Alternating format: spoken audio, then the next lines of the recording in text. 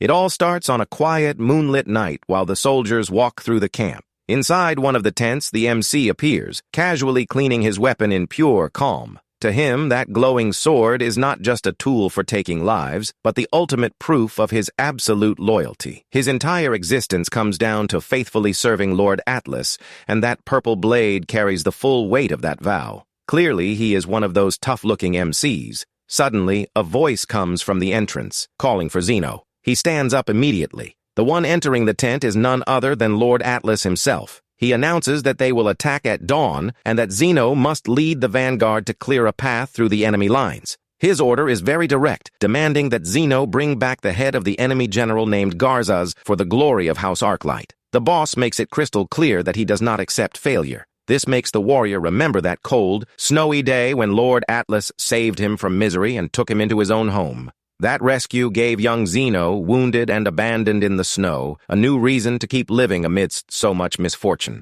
Even while nearly freezing, the boy opened his eyes and saw an outstretched hand that would change his destiny. It was at that exact moment that he swore his very life would forever belong to the man who rescued him from certain demise. Back to the present. Zeno closes his eyes for a second. He accepts the command without hesitation, ready to give his own life if necessary to fulfill the objective. The leader then leaves the tent, leaving the warrior alone. Zeno wields his glowing purple sword with the sole desire not to disappoint the man who saved him in the past. The battle begins with Zeno rushing at high speed, slicing through the first opponents who dare stand in his path. The young man moves like a true blur on the battlefield, making the opponent's blood spill everywhere. Every strike he delivers is extremely precise, leaving no chance for the guards trying to stop him to react. After wiping the floor with several warriors, he takes a quick pause, with his sword still dripping with enemy blood. Right then, the ground begins to shake with the noisy arrival of a powerful enemy cavalry charging straight at him. Even while completely alone, the young man decides to face that army of massive horses without showing an ounce of fear. One of the knights charges forward, laughing with a crazy expression, thinking he will run over our MC effortlessly. As danger approaches, Zeno remembers that he sacrificed everything and destroyed his own body just to elevate House Arclight. He had to cough up a lot of blood along the painful journey to become the relentless warrior everyone fears today. That absurd strength was forged through extreme suffering, consuming piece by piece of the young swordsman's soul. Now, he concentrates all that accumulated energy into a single point on the blade to execute the ultimate strike against the troop. He summons his most destructive secret technique, known as Phantom Shadow. Several glowing figures appear right in the path of the horses, creating a terrifying illusion that confuses the entire army. In the blink of an eye, the enemies are sliced in half, leaving only a rain of blood as Zeno dashes through them. The other allied soldiers watch from afar, commenting that his fighting style is monstrous and unlike anything they have ever seen. The cost of using this power is way too high, and Zeno ends up coughing up a large amount of blood from the extreme overexertion. To make matters worse, his allied nobles treat him with complete contempt, telling everyone to stay away from that impure trash. Even while hearing these nasty comments from his own companions, the young man remains focused, breathing heavily. He wipes his sweaty face and tries to catch his breath, knowing the war is far from over and new dangers are coming.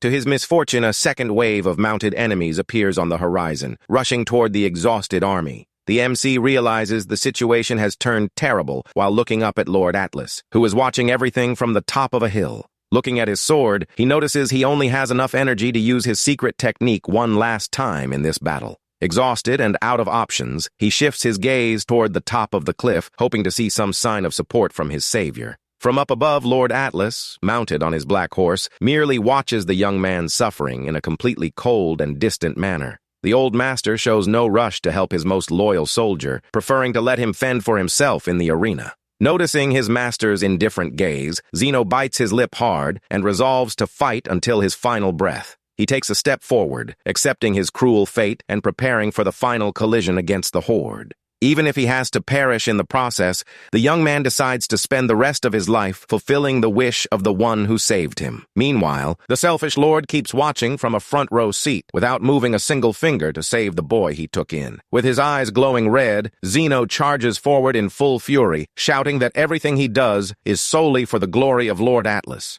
Seeing the young man sacrifice himself, Lord Atlas thinks that everything is going exactly according to plan. In the middle of combat, a mysterious golden light begins to escape from the young man's body, which makes his boss quite concerned. Noticing the glow, the Lord decides it is time to act, because if the young man continues to evolve, he will cease to be a useful tool. Without thinking twice, the master gives a cruel order, and his henchmen prepare a dark spell using a very sinister magical talisman. The restriction spell activates instantly, creating a burst of purple energy that goes straight toward the MC. The young man is caught completely off guard by black chains and realizes too late that he has fallen into a magical immobilization trap. Completely unable to understand what is happening, he shouts in desperation while trying to free himself from that dark energy consuming him. The dark magic tightens even further around his neck, draining his strength and preventing any attempt at escape or physical reaction. The pain is so intense that the poor guy begins to throw up an absurd amount of blood as his body enters total collapse. He lets out a deafening scream of agony as the magic destroys his strength, leaving him completely vulnerable on the dirt floor. To his bad luck, the axe-wielding enemy warrior approaches, laughing at his misfortune and celebrating the fall of the great monster. The executioner calls him a monster and raises his heavy weapon with all his strength to land the final blow on the helpless young man. In a brutal and cowardly strike, the blade cuts off the MC's arm, making the poor guy scream in pain as blood gushes out. The executioner laughs loudly and reveals that he was merely fulfilling an agreement with the young man's own master, telling him to hold a grudge against the Lord. Even while fallen and bleeding heavily, the hero cannot believe that his beloved Lord Atlas would be capable of planning such a low betrayal. Right then, calm footsteps begin to approach. The imposing silhouette of the Lord appears before him like a cold shadow, without an ounce of remorse for what he just did to his servant. The leader calls the boy by name. Zeno focuses his gaze on his master's face, hoping to hear some kind of logical explanation for such a painful humiliation. To no one's surprise, the villain simply decrees that the warrior's role in that war has come to a definitive end. With the rest of the strength he still has, the young man begs for an explanation. Right after, he calls him father. The nasty old man tells the orphan to shut his mouth and sternly warns him to stop deluding himself with silly thoughts about the past. He throws the truth right in the young man's face, stating in plain words that he never once thought of him as a real son. The nasty old man claims that he did not feel that affection for the young man for a single second throughout all those years. The villain reveals that he actually looked right into the boy's empty eyes on that snowy day and saw nothing more than a golden opportunity. We are taken back to the flashback where the small, helpless boy was nearly freezing to death in the middle of the storm. The truth is that the Lord only saved him from the snow because he realized that abandoned kid would make an excellent disposable tool. The plan was to give the boy a reason to live so that he would develop blind, loyal devotion toward the one who rescued him from the cold. He needed a convenient and obedient sword that would do all the dirty work without questioning any of the cruel orders received. The problem was that the tool turned out way too good, and the young man's absurd power began to push past acceptable limits for the Lord. The Lord shares that since childhood, the young man showed a bizarrely massive and hard-to-control spiritual energy. Because of this major danger, the boss confesses he did everything behind the scenes to suppress that hidden strength using a green potion. The secret plan worked very well for years while he gave him that poison pretending it was medicine for the boy's health. However, the Lord realized the young man's body had reached its absolute limit upon seeing that strong golden light leaking from him on the battlefield. The cowardly old man admits he ordered him taken out of fear of being targeted in the future, but the young man assures him he would never dream of committing a betrayal. With the last bit of breath left in his throat, he desperately shouts that his loyalty to the master was always completely real. Right then, the axe guy uses his weapon on our boy's other arm. Out of patience, the villain says the young man is way too noisy and announces he will reveal the true meaning of his name in that house. He leans in with a sadistic look and cruelly reveals that the name Zeno actually just means disposable sword. All the noble soldiers around begin to laugh loudly at the poor warrior's misfortune, showing that not a single one of them has an ounce of empathy. Zeno just lowers his head, beginning to cry tears of blood. In his final thoughts, the hero regrets having dedicated his entire life and even his beloved sword to such a selfish and evil man. He handed everything over on a silver platter to that ungrateful lord, only to receive destruction as a reward for so many years of blind dedication. But at that moment, something happens. Suddenly, the soldiers are stunned as they notice something. Even with barely any life left, the boy bites down on his blade and tries to whisper the first syllables of his most destructive, forbidden technique. His gaze fills with brutal fury as his eyes glow with the mysterious golden light he had tried so hard to suppress before. However, the pain takes over, and he lets out one last weak breath as the golden glow and the hatred in his eyes begin to fade. The hero's body collapses lifeless into the massive pool of blood, marking the tragic end of the warrior who was used as a disposable tool. The executioner begins to laugh loudly,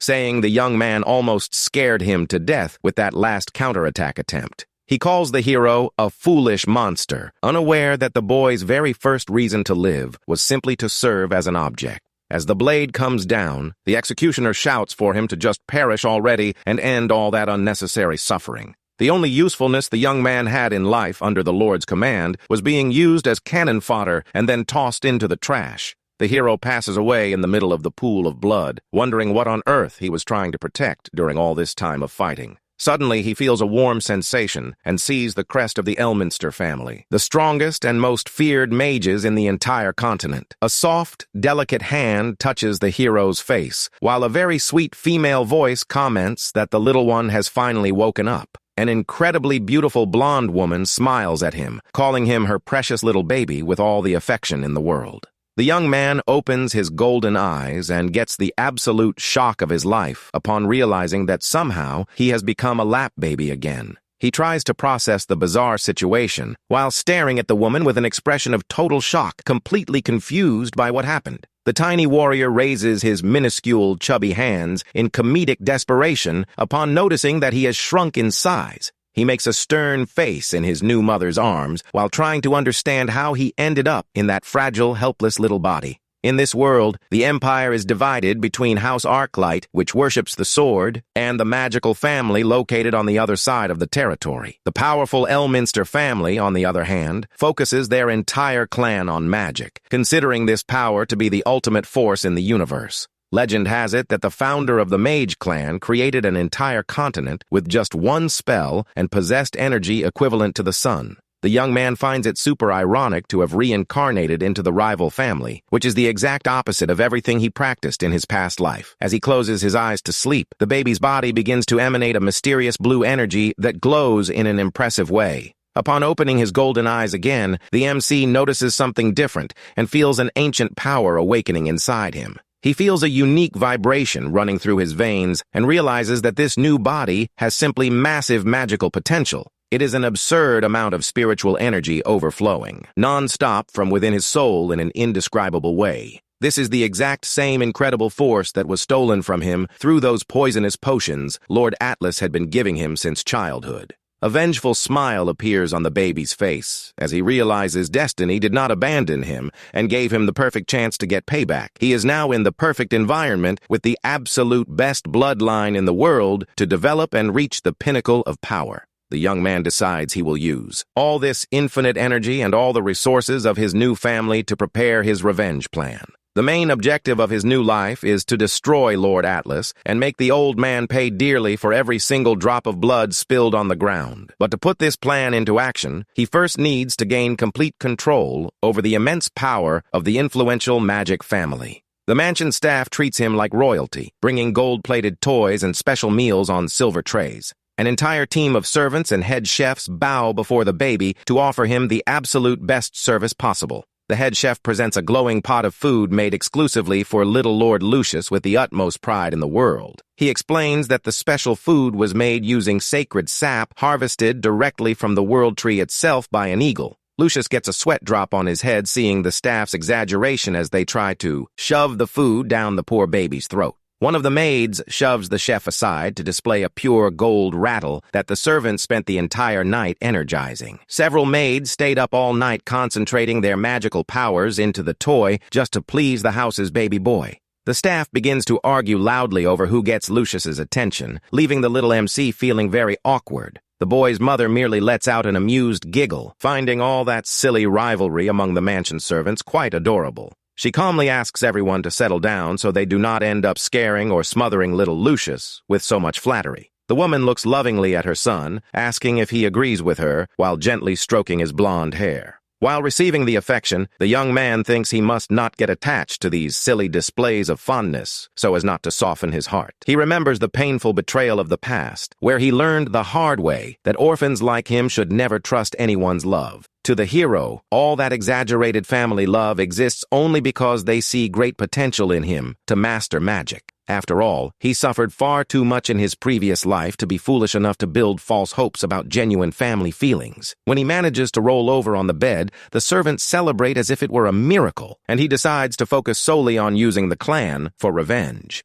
A week passes since the rebirth, and the hero notices a very important pattern regarding the mansion's nighttime routine. Sitting in his luxurious crib, the little baby sips his bottle while coldly analyzing his new family's teaching methods. The magical capacity and education of the Elminster clan are so absurd that they far exceed any expectations he had. Even the milk bottle he drinks is prepared with concentrated spiritual energy spells cast by a group of maidservants. The poor maids end up completely exhausted and drained of energy just to prepare the young heir's warm milk. Even the lullabies his mother sings to put him to sleep contain rules of magical enchantment hidden within the melody. The servants stand there drooling and clapping while watching the heir crawl from one side to the other on the massive bed. Even though he finds it annoying to pretend to be a crying baby, the young man knows this sacrifice is worth it to reach his ultimate goal. Alone in his crib, the little baby decides the moment has finally come to test the current strength he has stored inside. He explains that the true essence of his secret technique consists of concentrating all the body's magical energy into a single point. This extreme concentration is the exact same process he used to perform with his old combat sword in his past life.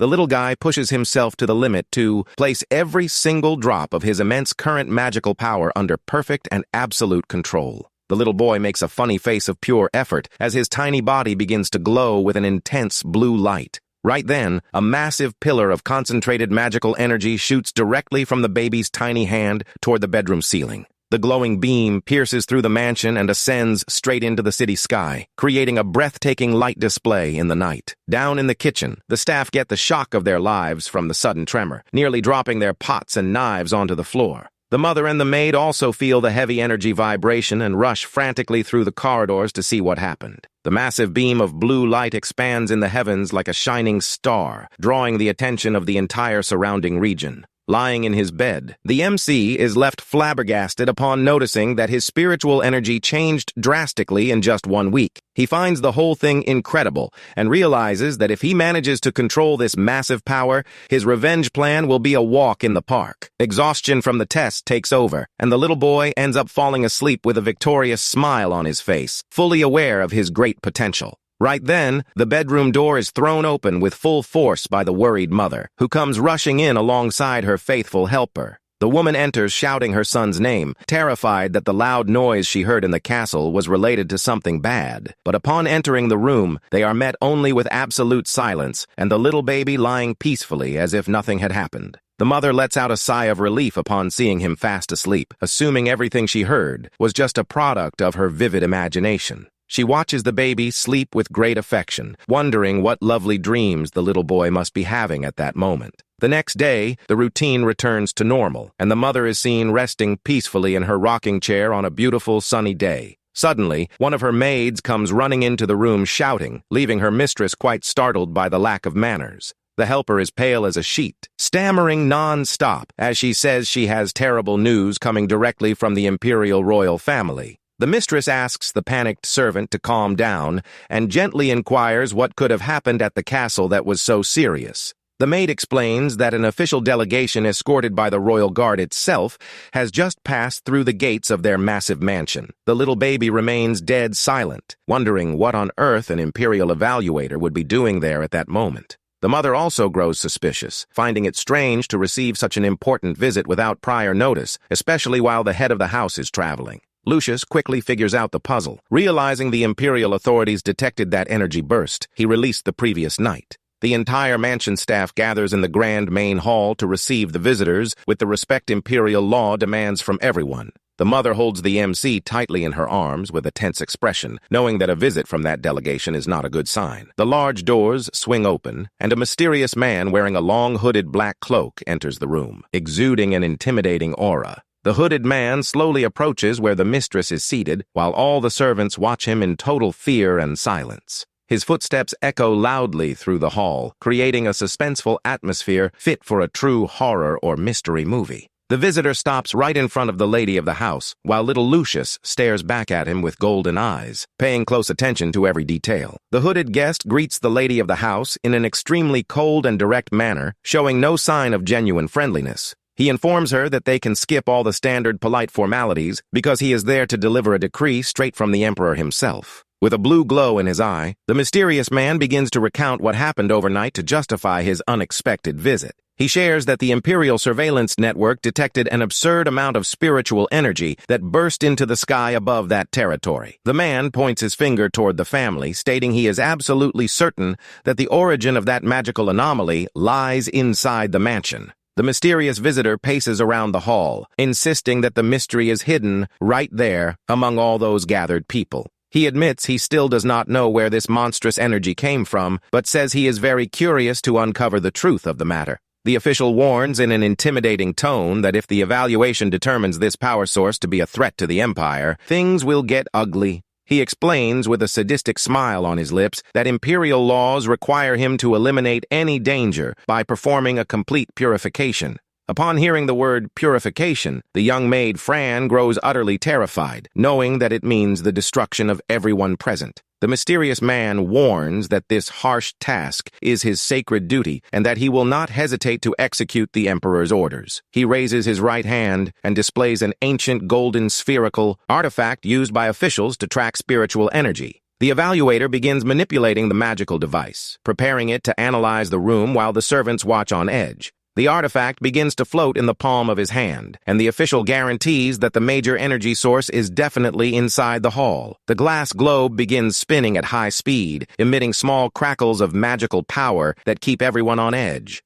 Suddenly, the glowing object stops spinning and begins emitting a very strong beam of light, pointing toward where the family is seated. The golden light hits the mother's lap directly, pointing without a shadow of a doubt that the little baby is the big source of danger. The hooded man stares at the lady with a victorious look, calling her name in a way that makes it clear the baby's disguise has been shattered. The hooded official politely asks the lady of the house to take a step forward to begin the energy test. She accepts with a serious expression and hugs her little baby tightly to try to calm him down before placing him in the servant's care. The lady passes little Lucius into the arms of her trusted maid and assures him with a lovely smile that everything will be fine. The man asks for permission and extends the magical artifact toward the woman, expecting the mysterious energy to finally reveal itself there. The globe begins to spin in the blonde's hands, emitting a very beautiful golden glow, but showing no unusual reaction. The hooded official instantly realizes that the lady of the house is not the true source of that colossal energy detected by the Empire. He becomes very confused for a moment, wondering where on earth that terrifying amount of magical power could be coming from. Suddenly, the golden object begins to shake violently and emit very loud crackles from the intense stress of concentrated energy. The magical artifact glows so brightly it looks like a mini atomic bomb about to detonate in the middle of the grand hall and startle everyone. The golden beam shoots out full force, straight toward the baby, pointing at the young man as the true cause of all the commotion. The beam hits the maid's lap directly as she holds the MC, leaving the woman completely paralyzed with shock. The hooded evaluator takes a quick step forward, eager to see up close what is generating such an absurd magical reading. His eyes widen in total shock upon noticing that the pointer of his sacred artifact is locked firmly onto the newborn. To everyone's surprise, the glass of the artifact begins to crack in a bizarre manner due to the immense pressure exerted by the baby's soul. The object simply shatters into tiny pieces of glowing glass, forcing the hooded man to shield his face with his arms. Several shards fly across the hall, but the young boy maintains a completely calm expression, as if nothing happened. The official shouts in desperation, unable to believe that the powerful pillar of light that shook the entire city came from that tiny child. The mother and the servants are left in complete shock upon realizing that the young heir's massive secret has been exposed in the worst way. The hooded man stares at the MC with intense hatred and fear, coming face to face with the sharp gaze of a soul that is anything but a baby. He whispers that it is impossible, for a sacred treasure like that should never break solely from someone's magical pressure.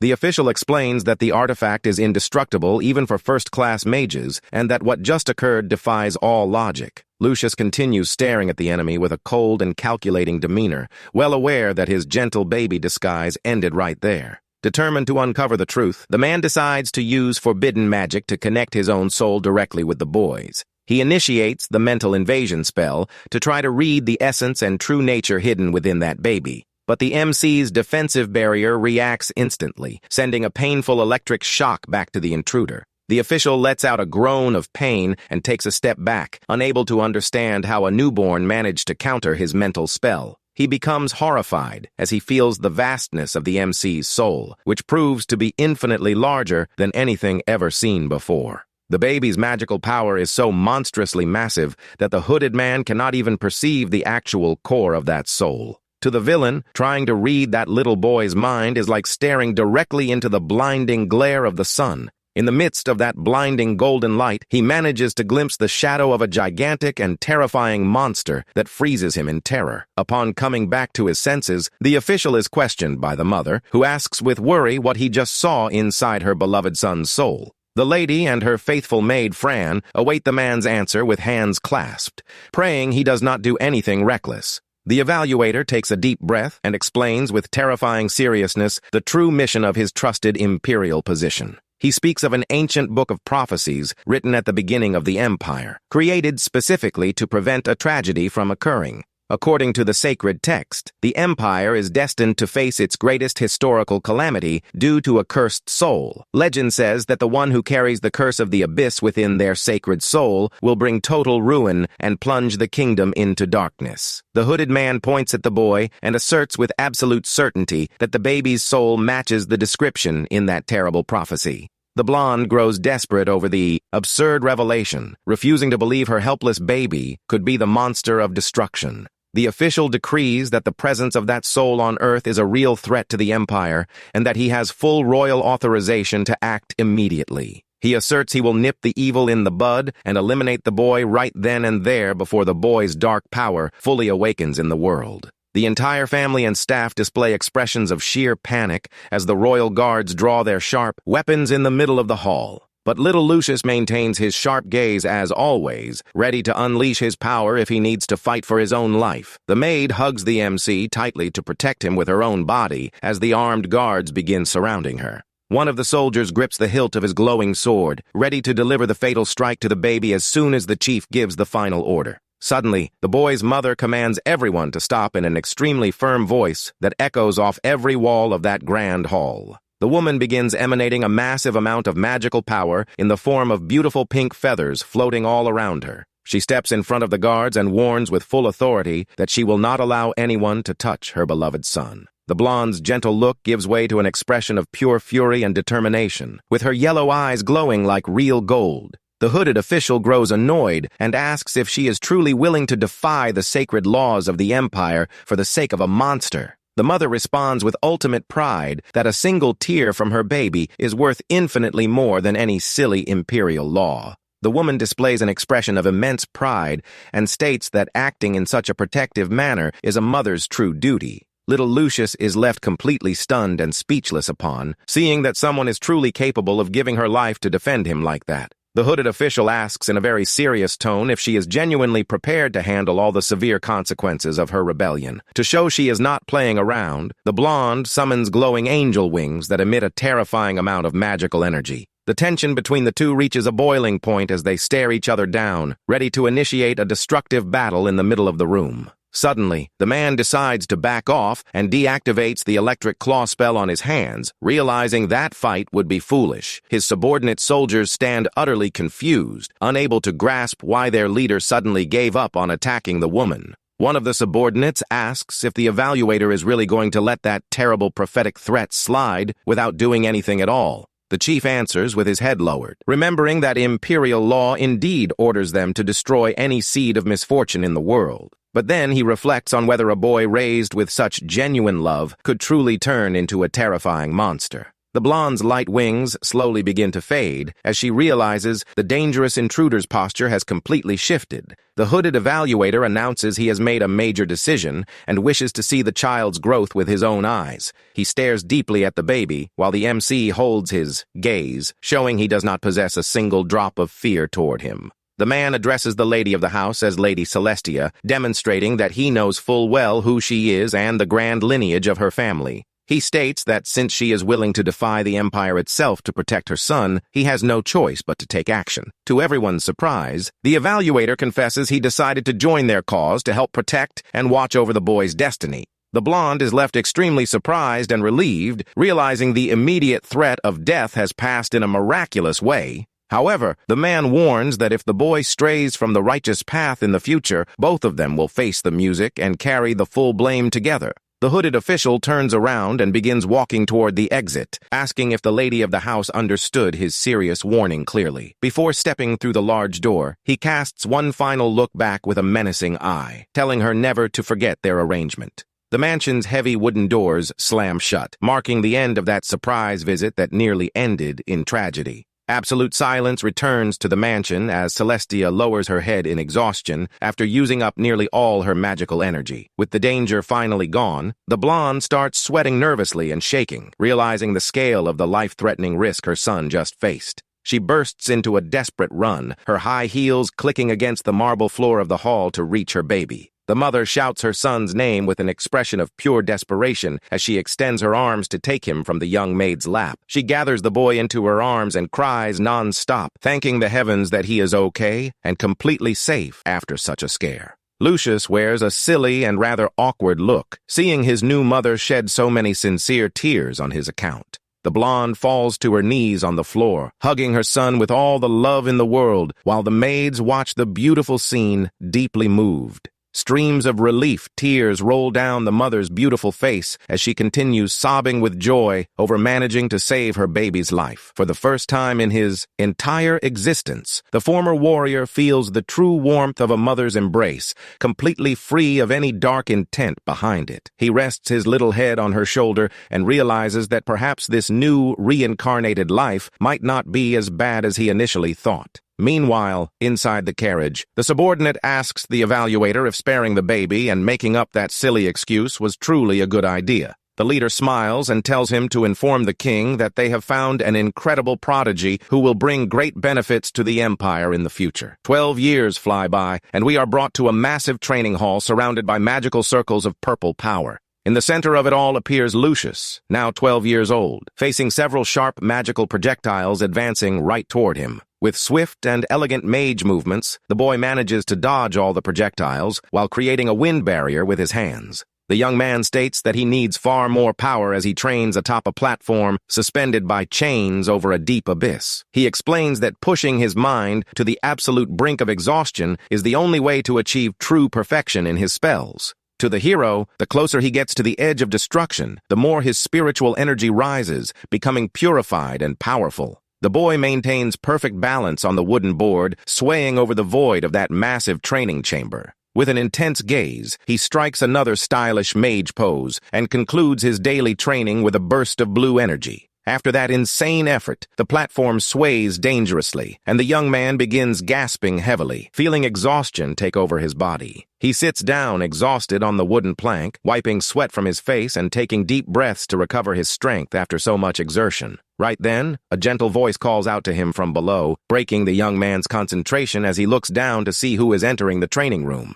The one who appears is Celestia, affectionately complaining that her son is overdoing it again with those dangerous workouts of his. The young blonde stands up immediately with a calm smile on his face to reassure his mother, who continues watching him from down below. He opens his arms and assures her he is feeling perfectly fine and that there is no need for so much concern on her part. The young man laughs, remembering that it has been exactly 12 years that he has been performing this exact same heavy routine every day of the week. The mother and the maid let out a gasp of fright as they see the young man take a step forward and leap from that absurd height without a second thought. But the young blonde uses his incredible wind magic to float gently through the air, landing on the ground with ultimate elegance. He lands smoothly right in front of his mother and the maid, who are still trying to catch their breath after the shock of the jump. The boy simply smiles with total confidence, showing complete mastery over his magical abilities. But the maid Fran loses her patience completely and begins shouting, saying he almost died and should not let his guard down like that. The young man merely agrees with a subtle smirk, while the redhead continues complaining furiously about his reckless behavior. He reflects on how 12 long years have passed since he reincarnated into this world and began planning his secret revenge. Right then, the red-haired maid approaches Lucius with a much more serious expression, calling him young master to hand over something important. She holds out a mysterious letter sealed with a special stamp while his mother watches the scene from right behind with a very calm look.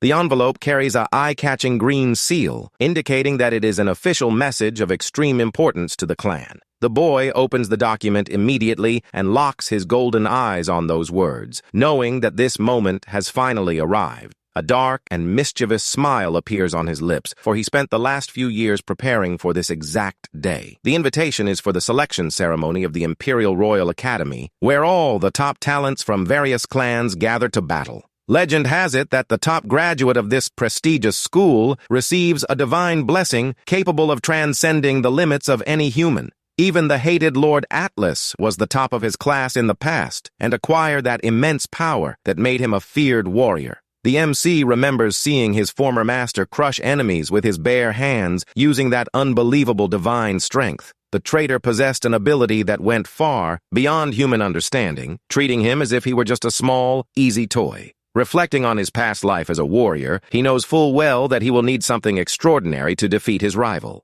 He crumples the paper with all his strength, focused on obtaining that same special blessing to stand toe-to-toe with his enemy. His first major step on this new journey will be becoming the #1 student at that Royal Academy, no matter the cost in the arena. The Grand Royal Academy appears before us, revealing a massive arena surrounded by thousands of spectators eager for the show. In the noble balcony, his mother Celestia and the faithful servant Fran watch intently, rooting for their young master's success. The young blonde walks impressively alongside the other contenders, wearing the elegant official uniform of the prestigious institution. In the luxurious audience, the nobles whisper quietly and observe the young participants, waiting to see who will be this year's standout star. Lucius keeps his gaze fixed and focused, refusing to be shaken by all that noise and the immense pressure dominating the surrounding environment. Suddenly, a powerful voice echoes through the loudspeakers, demanding absolute silence so the event can officially begin. A highly respected elderly man wearing grand clerical robes takes charge to welcome the young talents gathered there.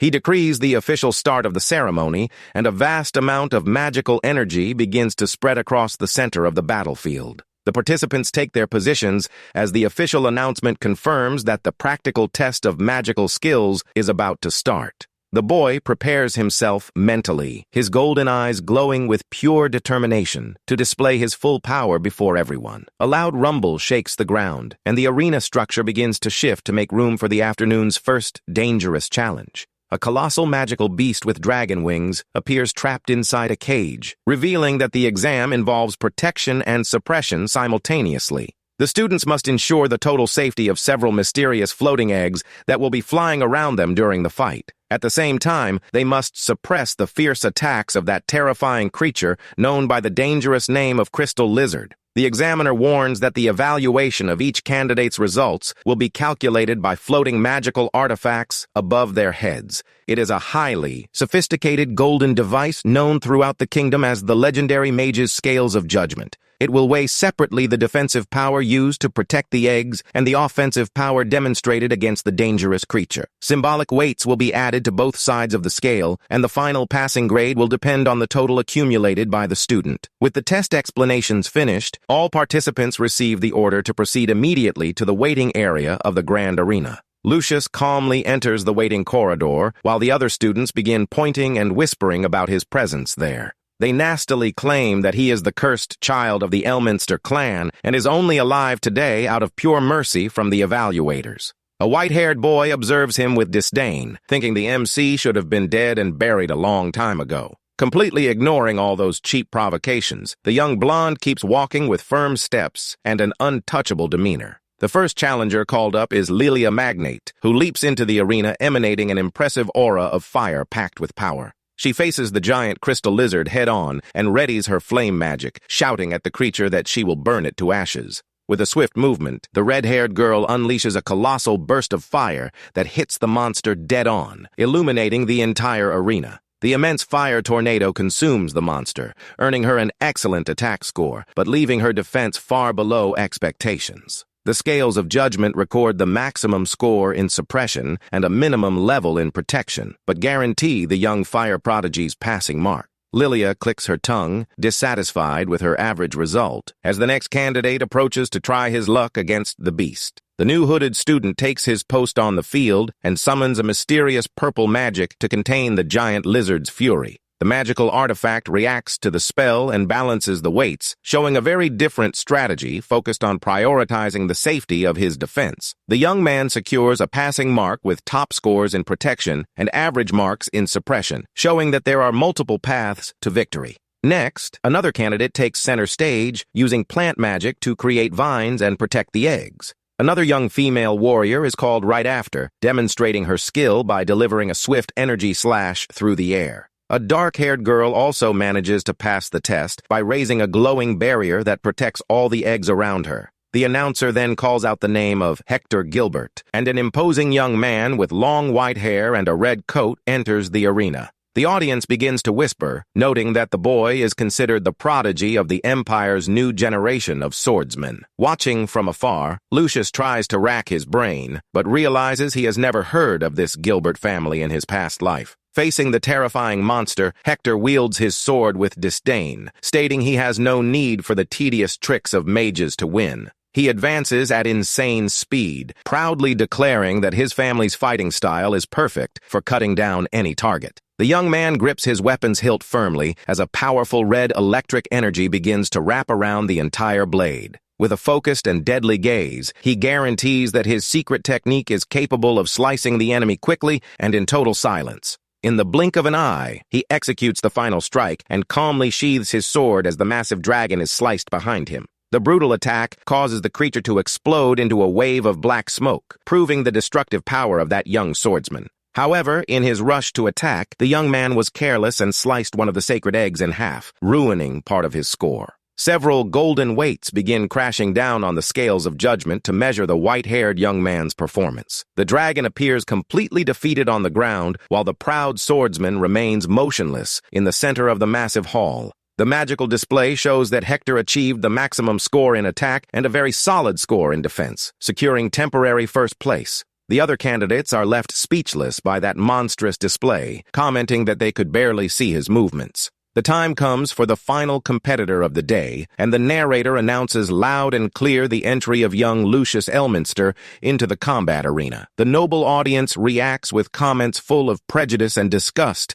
calling the blonde boy the grand cursed child of the Empire. Some nobles laugh and say that after Hector's performance, that cursed little boy's presentation will be nothing more than a lame joke. Seated on his luxurious throne, Hector opens his eyes to watch the MC with an expression of pure arrogance and curiosity. As soon as the test begins, the crystal lizard charges a massive sphere of purple energy in its mouth, pointing it straight at little Lucius. Celestia and the maid Fran panic in the bleachers, while the other candidates watch everything with serious, tense expressions. The monster fires a powerful beam of continuous energy that rushes destructively toward the young blonde, threatening to swallow the whole arena. One of the instructors gets terrified and asks the academy director how a first-year student could possibly defend against a hit like that. The green-haired director explains that the standard method would be to use a massive defensive barrier to protect the eggs from that destruction. But our MC is no ordinary mage and keeps his golden eyes focused and calm, showing no sign of concern whatsoever. Suddenly, small crackles of magic appear around the monster,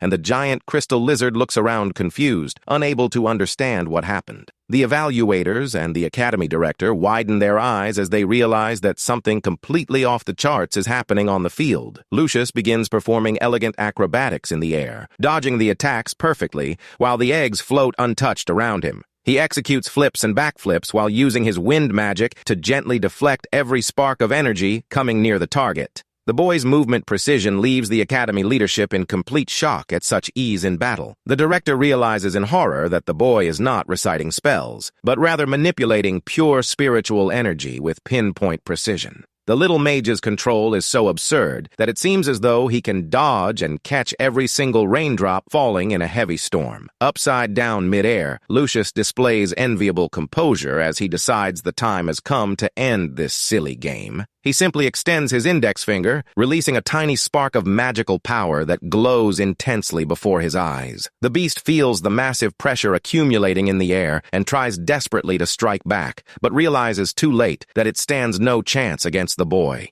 The boy descends in free fall, unleashing a colossal pillar of blue light that smashes the arena floor and engulfs the creature's entire body. Under the young blonde's silent command, the overwhelming energy expands, forcing the giant monster to instantly halt all its attacks. The massive crystal lizard collapses completely paralyzed and drained of strength amidst the dust, while the little hero lands smoothly on the ground. Viewed from above, the battlefield shows the giant monster completely subdued before the little boy who did not even break a sweat to win. A massive golden weight drops onto the scales of judgment, making a thunderous noise that echoes throughout the quiet stadium. The entire audience of nobles falls into absolute silence, their faces covered in sheer shock, unable to believe that boy's display of power. Immediately after, a bizarre amount of golden weights begins falling non-stop from the sky, building a giant pile on the evaluation scale. Dozens of weights studded with blue jewels keep stacking up on the defense plate, proving that every single egg was saved perfectly.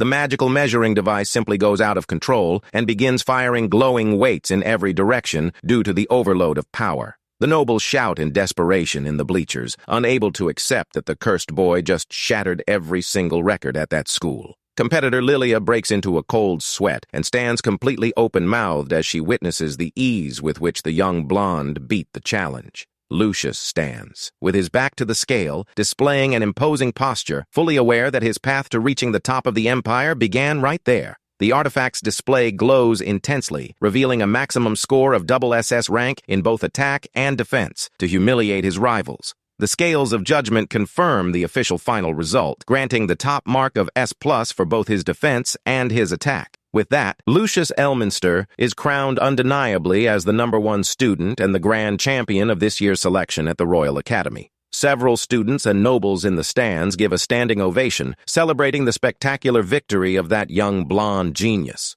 While Celestia cries with emotion covering her face, the maid Fran shouts with joy, raising her fists in celebration for her young master. On the other side, proud Hector Gilbert grips the armrest of his seat with so much rage he almost breaks the luxurious wooden structure. The white-haired swordsman bites his lips with so much fury over losing first place that a trickle of blood flows from pure hatred and jealousy. Unbothered by all that envy and anger around him, our MC merely awaits the start of the award ceremony with complete calm. The high priest announces into the microphone that they will present the official Medal of Honor to the best incoming student of the class. Lucius joins the line of passing candidates, while all the other competitors watch him, intrigued by his extraordinary magical talent. The elderly man with a white mustache assumes a serious, grand posture before bestowing the important school honor upon the young winner. A gorgeous medal wrapped in glowing green spiritual energy begins to float in the palm of the event's respectable presenter. The young blonde watches the emerald glow of that sacred accessory closely, knowing it represents the beginning of his long journey. He kneels with full respect to receive the medal, which glows intensely on his chest, officializing his position as the top standout. The boy closes his eyes for a second, feeling the energy from the medal and knowing his plan to defeat Atlas is working perfectly. The Academy Director declares the formal conclusion of the award ceremony and informs all students that the class routine will begin tomorrow. The Grand Castle of the Royal Academy appears under the sunlight of a beautiful day, marking the start of the young man's challenging new school life. The first-year students receive directions to check the official list on the bulletin board before heading straight to their dormitories. Right then, faithful maid Fran appears wiping away tears, sobbing with sadness as she realizes she will have to say goodbye to her young heir. Crying dramatically, she says that all the mansion servants will spend their days eagerly waiting to see how much the boy has grown. The redhead mentions that the staff sent that sweet message, and the MC thanks her, promising he will work his absolute hardest at school. Celestia brings her delicate hands to her son's face with a very sweet, motherly look, asking if he really has to leave right now. She strokes Lucius's face, saying she knows he will not listen if she asks him not to push himself too hard, and simply wishes him good luck. His mother asks him never to forget that many people are rooting for him at the mansion, while the young blonde listens with close attention and warmth. He gives a genuine, comforting smile, assuring his mother that he is well aware of all the love his new family feels for him there.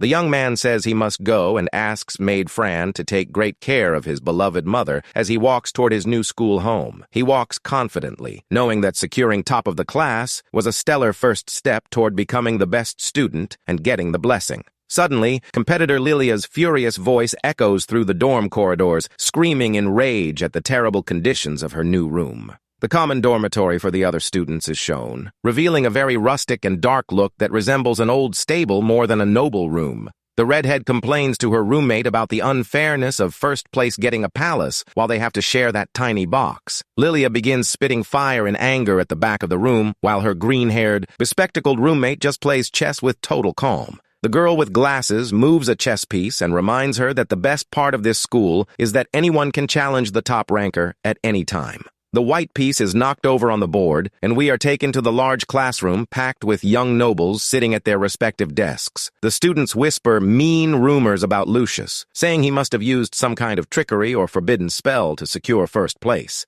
One of the boys sitting in the back row wonders out of curiosity if the MC might not simply be a true magic prodigy. Another female student crosses her arms, annoyed, and snaps back, telling him not to be foolish, as the whole thing was nothing more than a cheap trick by the blonde. Lucius remains in absolute silence with a bored expression, completely ignoring every nasty rumor, while Hector stares at him with intense fury from behind. Outside the door, a mysterious silhouette wearing a black hood watches the classroom, locking its eyes on our young magic heir. This mysterious, dark-cloaked man appears standing on the castle rooftop, holding an ancient book and watching all the movement around the school. Back in the classroom, the redhead frantically warns her roommate that the mysterious teacher is approaching the entrance, and the mood turns tense. Proud Hector Gilbert grumbles with crossed arms, saying that if this were a real fight, his sword would settle everything real fast. The hooded teacher enters the room, unleashing a terrifying aura, and coldly commands the boy from the Gilbert family to stow his useless fighting spirit. Hector stands surprised and somewhat intimidated by the overwhelming presence of that mysterious man who just appeared right in front of the class.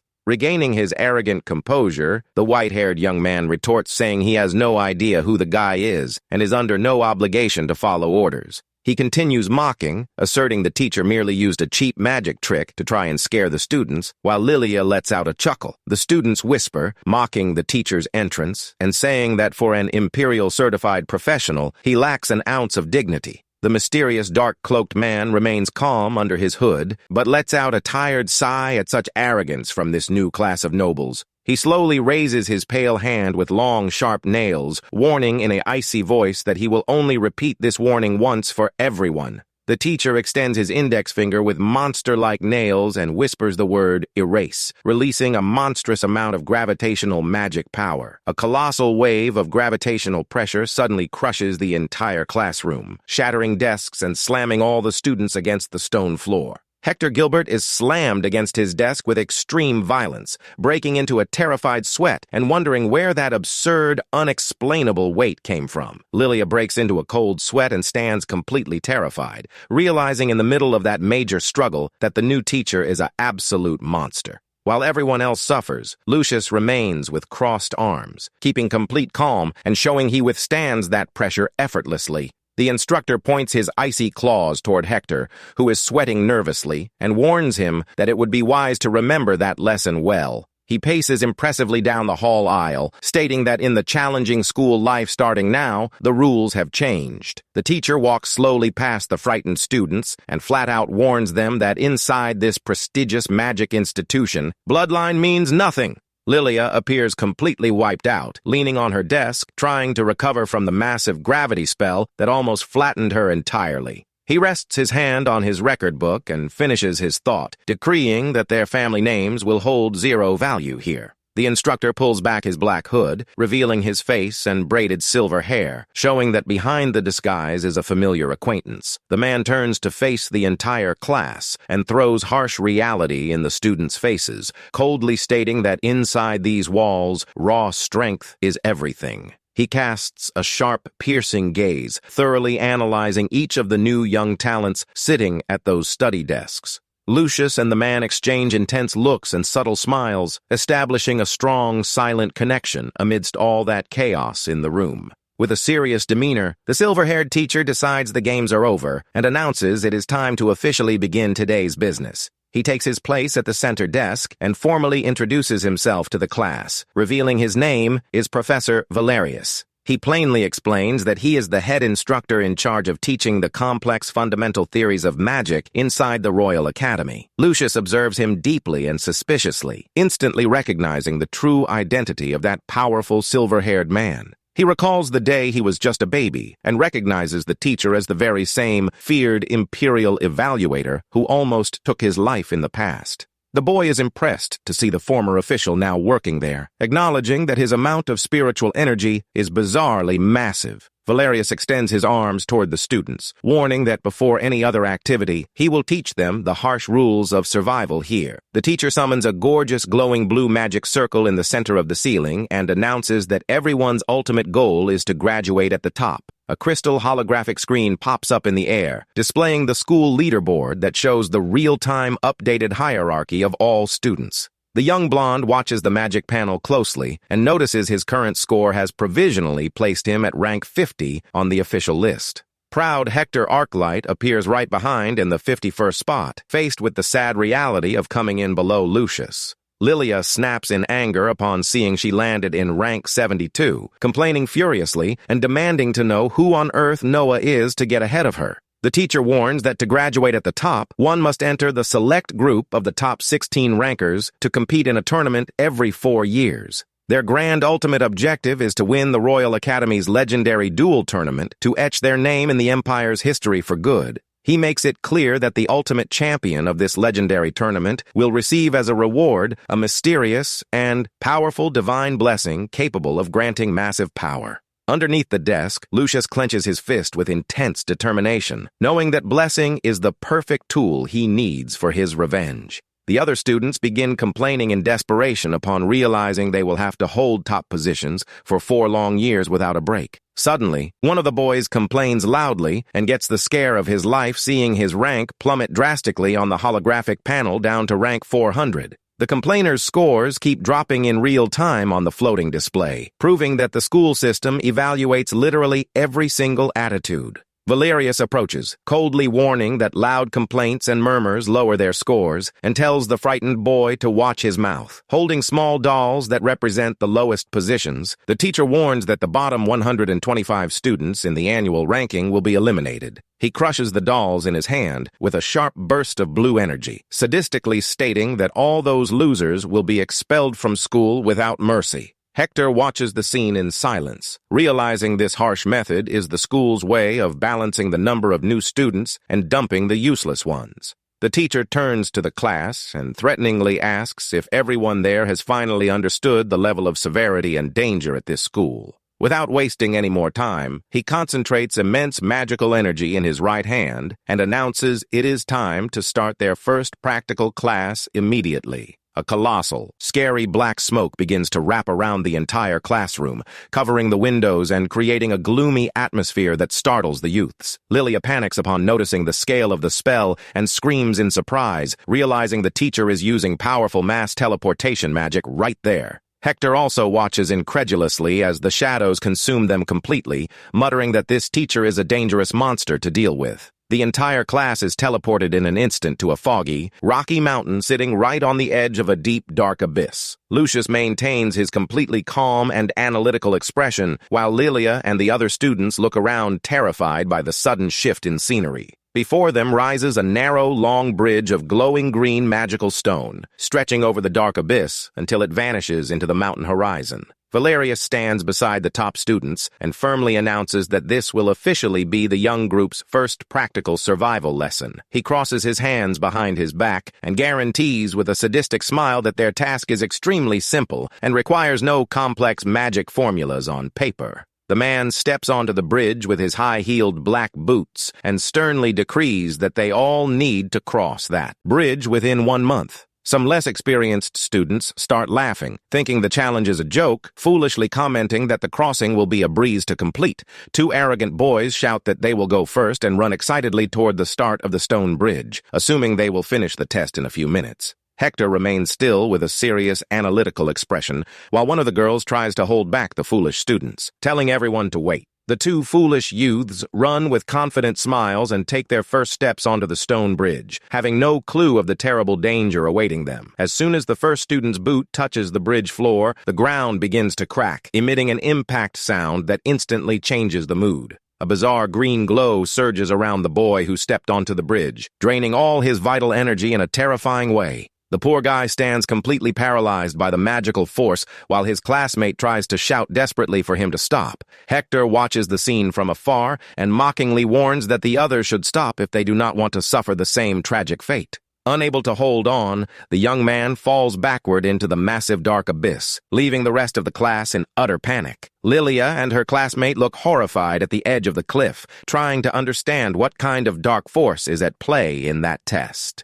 Lucius calmly observes the bridge and the teacher's silhouette, realizing there is a very important secret behind that challenge. The young blonde thinks fast and solves the puzzle, noticing that the stone structure drains spiritual energy from anyone touching it. Valerius calls out from the other side that power is the foundation of everything and commands them to acquire the necessary energy to cross within a month. One of the contenders shakily raises his hand and asks in fear what the student's success rate had been in previous years. The silver-haired teacher keeps his back turned and listens to the boy's question coldly, maintaining the suspense. He answers with a tone of disdain that the success rate for students attempting to cross the bridge is usually just 20%. But then the teacher stops walking and turns around with a sadistic smile on his face, apologizing for misphrasing earlier. The silver-haired man looks straight into the youth's eyes and warns that the low percentage is actually not the passing rate for the test. Hector and the other candidates turn pale as they hear the teacher calmly reveal that 20% is the survival rate. The students enter total panic, lost on what to do, desperately commenting that they will have to boost their spiritual energy no matter what.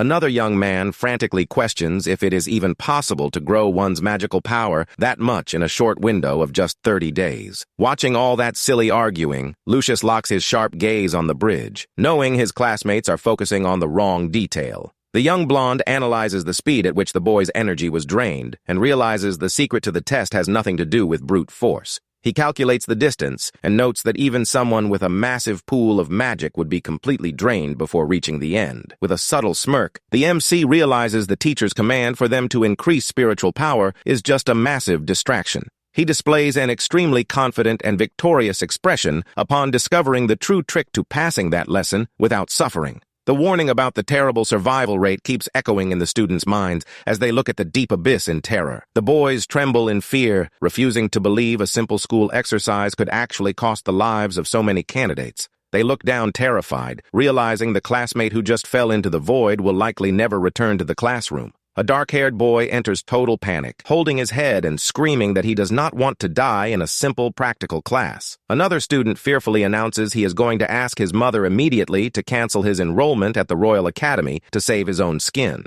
Valerius coldly comments that quitting is a wise choice for those who give up and show weakness before a simple obstacle like this. He adds that those weaklings would end up dying anyway on a real battlefield, walking away under Lilia's gaze. The teacher makes a hand gesture and announces the training period has officially begun, giving the youths just 1 month to prepare. A large, glowing golden timer appears in the air, marking the start of the 30-day countdown to their final assessment. The order to begin training is given, and all the students run frantically to find a way to survive that cursed bridge. little Lucius displays a focused, composed demeanor, knowing he will need to use all his warrior knowledge to overcome the challenge. Time flies, and the timer shows that only 20 days remain for the grand practical test, while the students train exhaustively in the courtyard. A loud crash shakes the training area, and the boys run startled upon seeing Lilia's raw determination to boost her strength. The red-haired girl runs back and forth, screaming, releasing an absurd amount of stamina as she pushes her body to the extreme limit. The other students watch terrified, shouting that the insane training she is doing is way too dangerous for a young noble. Out of breath and drenched in sweat, the redhead ignores the warnings, thinking to herself that she must drastically increase her physical capacity to win. Other students try to train their endurance by carrying heavy sacks of stones on their backs under a heavy downpour falling over the courtyard. One of the boys screams in shock upon seeing the level of madness the fire prodigy is about to perform right before everyone. Lilia lifts a massive rock 10 times heavier than her own body, proving she is willing to do whatever it takes to pass the test. With veins popping and an insane smile on her face, she withstands the absurd weight of the giant stone, focused on surpassing her own limits. In another part of the forest, a mysterious hand in a black glove touches the sandy ground, deciding that isolated spot is perfect for his plan. The one who appears there is proud Hector Arclight, kneeling in the mountain fog, focused on cracking the secret of that terrible magical bridge. The white-haired young man maintains a serious, composed look as he analyzes how the energy draining the students on the crossing works. He tosses a small black stone onto the floor to test his theory on how the bridge structure reacts to direct physical contact from objects. He watches the object hit the ground and deduces that the bridge's curse is only triggered if contact time with the surface exceeds a certain limit. He watches the stone get consumed by purple smoke, confirming the ground applies an instant drain curse on spiritual energy. With a sharp gaze glowing red, Hector realizes he knows exactly what he needs to do to get across the abyss test. He draws his sword and releases an overwhelming amount of red aura that wraps around his entire body like a burning flame. The proud swordsman leaps forward, delivering a fast slash in the air, focused on increasing his speed to cross the abyss without touching the ground. Hector gains massive momentum and leaps at high speed, landing far out in the middle of the stone bridge without hesitation. The white-haired swordsman lands perfectly, maintaining a deadly look of someone who knows exactly what he is doing. Time keeps ticking, and the marker warns that only 3 days remain until the deadline, while Lucius meditates on a rock. The boy opens his eyes confidently, thinking the secret to the test has nothing to do with the size of one's spiritual energy. He understands that to beat this test, what truly matters is technique and precise control to manipulate the body's spiritual energy. He recalls that in his past life, he had to fight using only a miserable amount of spiritual energy due to his master's poison. Because of that major weakness, the hero trained painfully until he mastered energy control down to an absurd cellular level. It was through repetitive training, as precise as threading a needle, that he forged his deadly strength. The hero focuses on the past, remembering when he used all his sweat to create the powerful sword technique known as Phantom Shadow. The price for using all that absurd power was very painful, making the young man cough up huge gulps of blood on the battlefield. He remembers that he literally almost died dozens of times to achieve perfection and master absolute control over his soul. Back to the present, Lucius realizes that applying this same technique to his new wind magic will be an extremely easy task to do. The other students walk past him, commenting with contempt that the blonde has done nothing but sit around meditating since day one. They mock him, saying the cursed boy spent rivers of money to cheat on the entrance exam and that his sham will end on this test. Professor Valerius watches the MC from afar in his black hood from inside the forest, carefully analyzing the boy's posture. With only 2 days left until the deadline, Lilia continues training insanely, knocking down entire trees in the academy courtyard. With only 1 day left for the test, Hector Arclight also trains frantically, delivering lightning-fast slashes of red energy. The white-haired swordsman gives a confident, arrogant smile, believing he is perfectly prepared to cross that bridge. The final day arrives under heavy rain, and the entire class gathers again at the cliff edge, while Lucius remains sitting on the ground. Lilia looks indignantly at the blonde-haired boy and begins complaining mentally about the MC's lazy, laid-back attitude. She wonders angrily if he really gave up on the test since the very first day and how a failure like that managed to be the top student. The abyss timer runs out rapidly, showing just 2 seconds remaining while Lucius keeps his cool expression on the floor. The clock hits the final second, and a small smile appears on the MC's lips as he prepares to finally take action. The timer hits 0, and the teacher appears strikingly in the middle of purple smoke to begin the class's official evaluation. The silver-haired man lands with his high-heeled boots on the mountain floor, announcing that the promised 30-day deadline has just expired. The magical bridge sits empty before the students while the strict teacher awaits the start of the crossing from the other side of the dark abyss. He demands to see the fruits of their hard training and asks challenging questions about which youth will be the first to attempt crossing. The candidates glance at each other with deep hesitation, while Lilia and Hector take the lead with focused expressions. The whole class begins whispering in terror, wanting to know who will be the brave soul to take the first step onto that deadly bridge. Two foolish students begin arguing out of fear, shoving each other and complaining that the classmate was full of confidence yesterday. Suddenly, two pairs of boots step forward together and plant firmly on the mountain ground, showing the class leaders decided to take charge. Lilia and Hector shout at the same time that they will cross, making it clear neither accepts falling behind in that silly competition. They glare at each other furiously, and the white-haired boy claims he was faster, while the redhead angrily asks if he went deaf. Hector tries to ignore the girl and says he will go first, but she snaps completely, demanding they settle who gets the honor with rock, paper, scissors. Watching those two argue foolishly, our MC simply gives a subtle smirk, finding his rival's desperation quite funny. Lilia celebrates, laughing loudly for winning rock, paper, scissors, while Hector sulks with his head down for losing to his big competitor. One of the common boys in class laments that he trained too hard for this day and decides to act without waiting for those two to finish their silly argument. Two students run past Lilia, shouting that they will go first, leaving the redhead furious at being passed so easily. She screams in anger, realizing playing rock, paper, scissors was useless, as the two hasty boys start sprinting toward the bridge. As soon as the students' feet touch the stone structure, the purple magical energy activates instantly, glowing under their boots. They let out agonizing screams of pain as the drain spell sucks away all their magic, coating their bodies in scary black smoke. Hector watches the boys fall without showing an ounce of emotion, muttering with disdain that those two fools are nothing more than brainless idiots.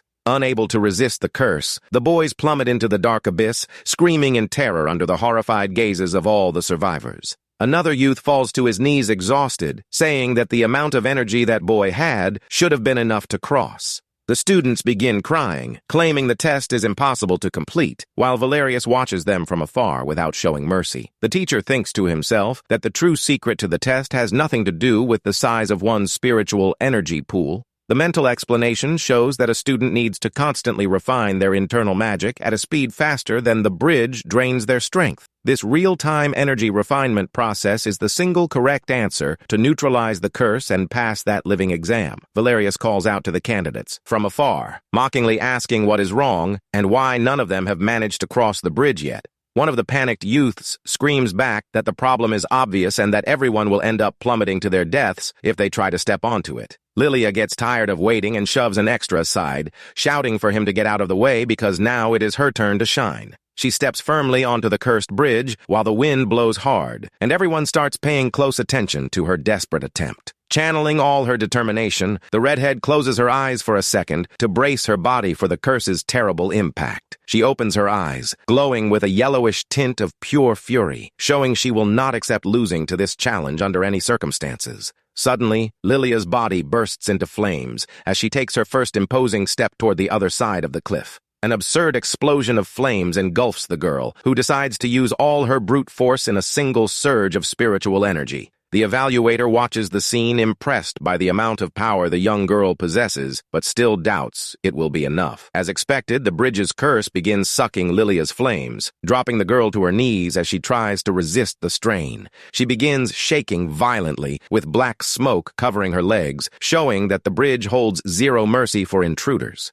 The instructor closes his eyes, knowing full well that the bridge curse completely drains the spiritual energy of any target stepping on it. Lilia refuses to fall and forces her burning foot against the floor, cracking the stone as she attempts to take another painful step. The man with the silver braid turns around surprised, noticing the girl's determination is far greater than he initially predicted. Panting and with eyes shadowed by pure hatred, the redhead warns that no one there should dare underestimate her strength. She explodes into flames again, screaming that she will never lose to a silly bridge, and sprints as if her life depended on it. The The girl's boot smashes the stone floor with a fiery impact that cracks the bridge's magical structure impressively. The evaluator realizes she is using so much spiritual force that the bridge's drain speed simply cannot keep up. With one final flaming surge, Lilia manages to cross the entire bridge and lands successfully right behind the teacher, who was watching up close. As soon as the danger passes, the fire dies out, and the young girl collapses face first on the ground, completely drained from using every last drop of her soul. She lies there on the floor while the instructor stares down at her with that cold face of someone who is not easily impressed by others' efforts. Lilia lifts her face with a sarcastic smile, asking what the evaluator thought of her display of pure brute force.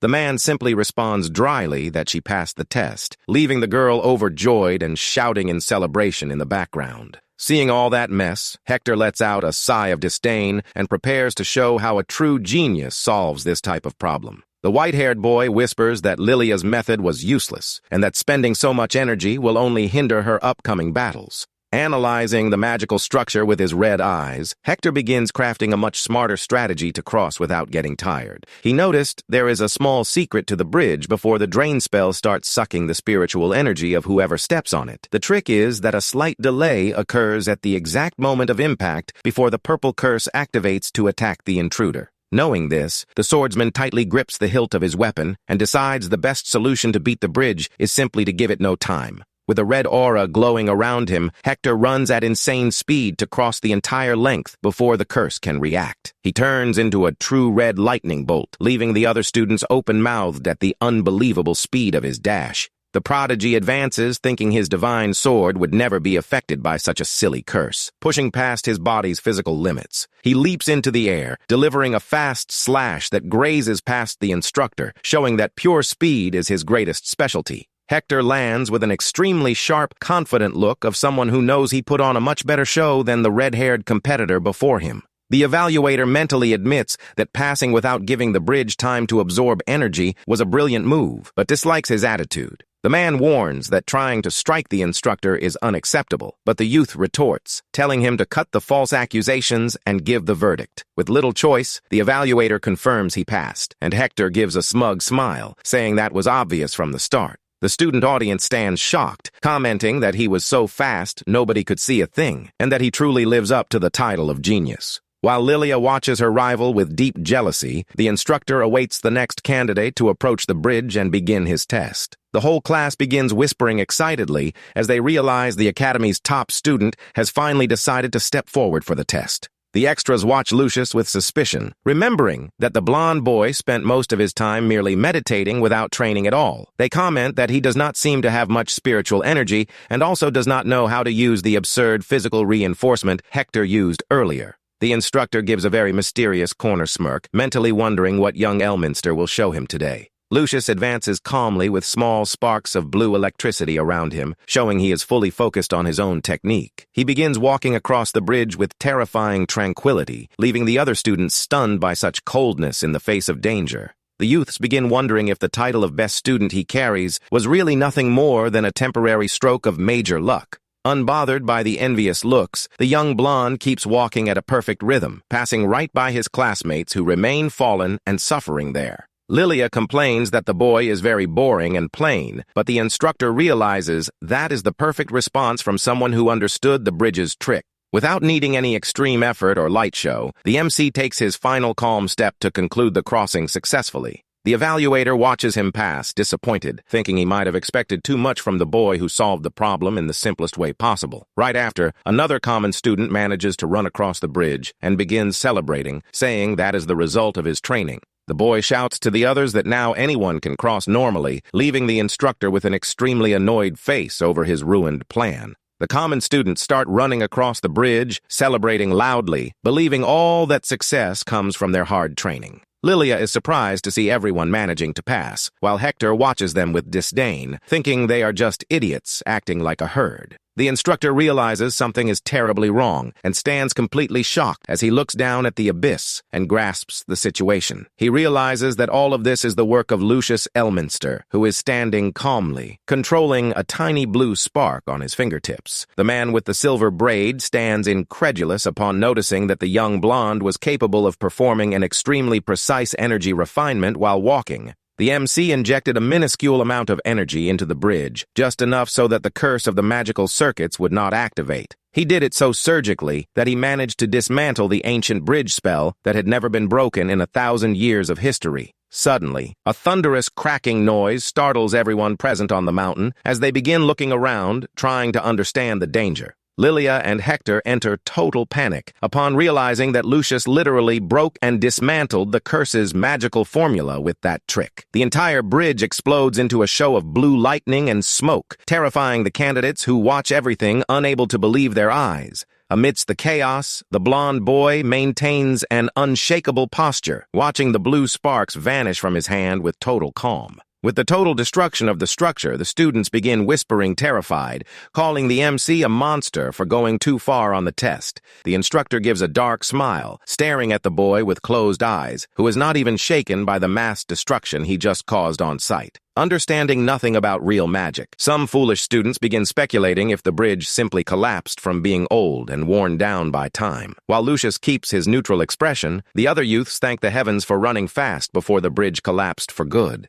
Two boys celebrate relieved for barely escaping danger, while Hector and Lilia keep scowling, digesting what just happened. A brown-haired student watches the destruction and begins remembering with great sadness the classmates who fell first into the dark abyss. He deeply laments, thinking that the first ones to fall also tried their absolute hardest and gave everything to try to pass that exam. The final stone pieces of the historical bridge plummet to the bottom of the gorge, leaving the scenery completely empty behind the teacher. Seeing the boy's sadness, the man with sharp nails snaps his fingers and calmly tells him not to worry about those who fell. Magical purple smoke wraps around the fallen students' bodies and floats them back to the safety of the cliff, to everyone's surprise. The brown-haired student loses his mind in shock, screaming and asking if they shouldn't be dead after falling from such a height. The silver-braided instructor turns to the class and grandly announces that every single candidate present at that location passed the test. He gives a quite intimidating side smile, confirming the overall pass mark, leaving the students unable to grasp the real reason behind that decision.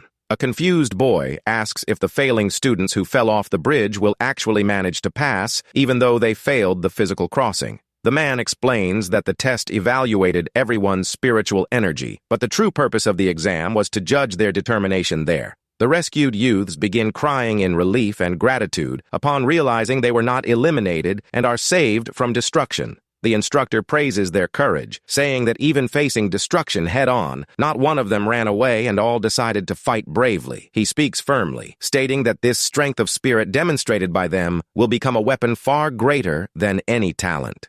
The teacher's words echo in the youth's minds while Lilia flashes a proud smile, feeling that her raw effort was valued. Hector remains with crossed arms, carrying a composed and thoughtful look, pretending not to care much about the man's motivational speech. The silver-haired man looks at the sky and concludes by saying that the step they took today on the mountain carries immeasurable value. The redhead maintains her imposing posture while the other survivors begin to relax and celebrate victory in that terrifying test. The evaluator officially congratulates the newly passed students, showing a much friendlier face than that scary pose from before. Under a bright divine light, he says he is proud of all of them, making the students start jumping for joy over their hard-earned achievement. Lilia celebrates, laughing out loud and saying that was obvious, while the other youths hug each other, partying over the end of that bridge nightmare. Far off, our MC remains silent, watching his classmates celebrate alongside the mysterious purple-hooded man.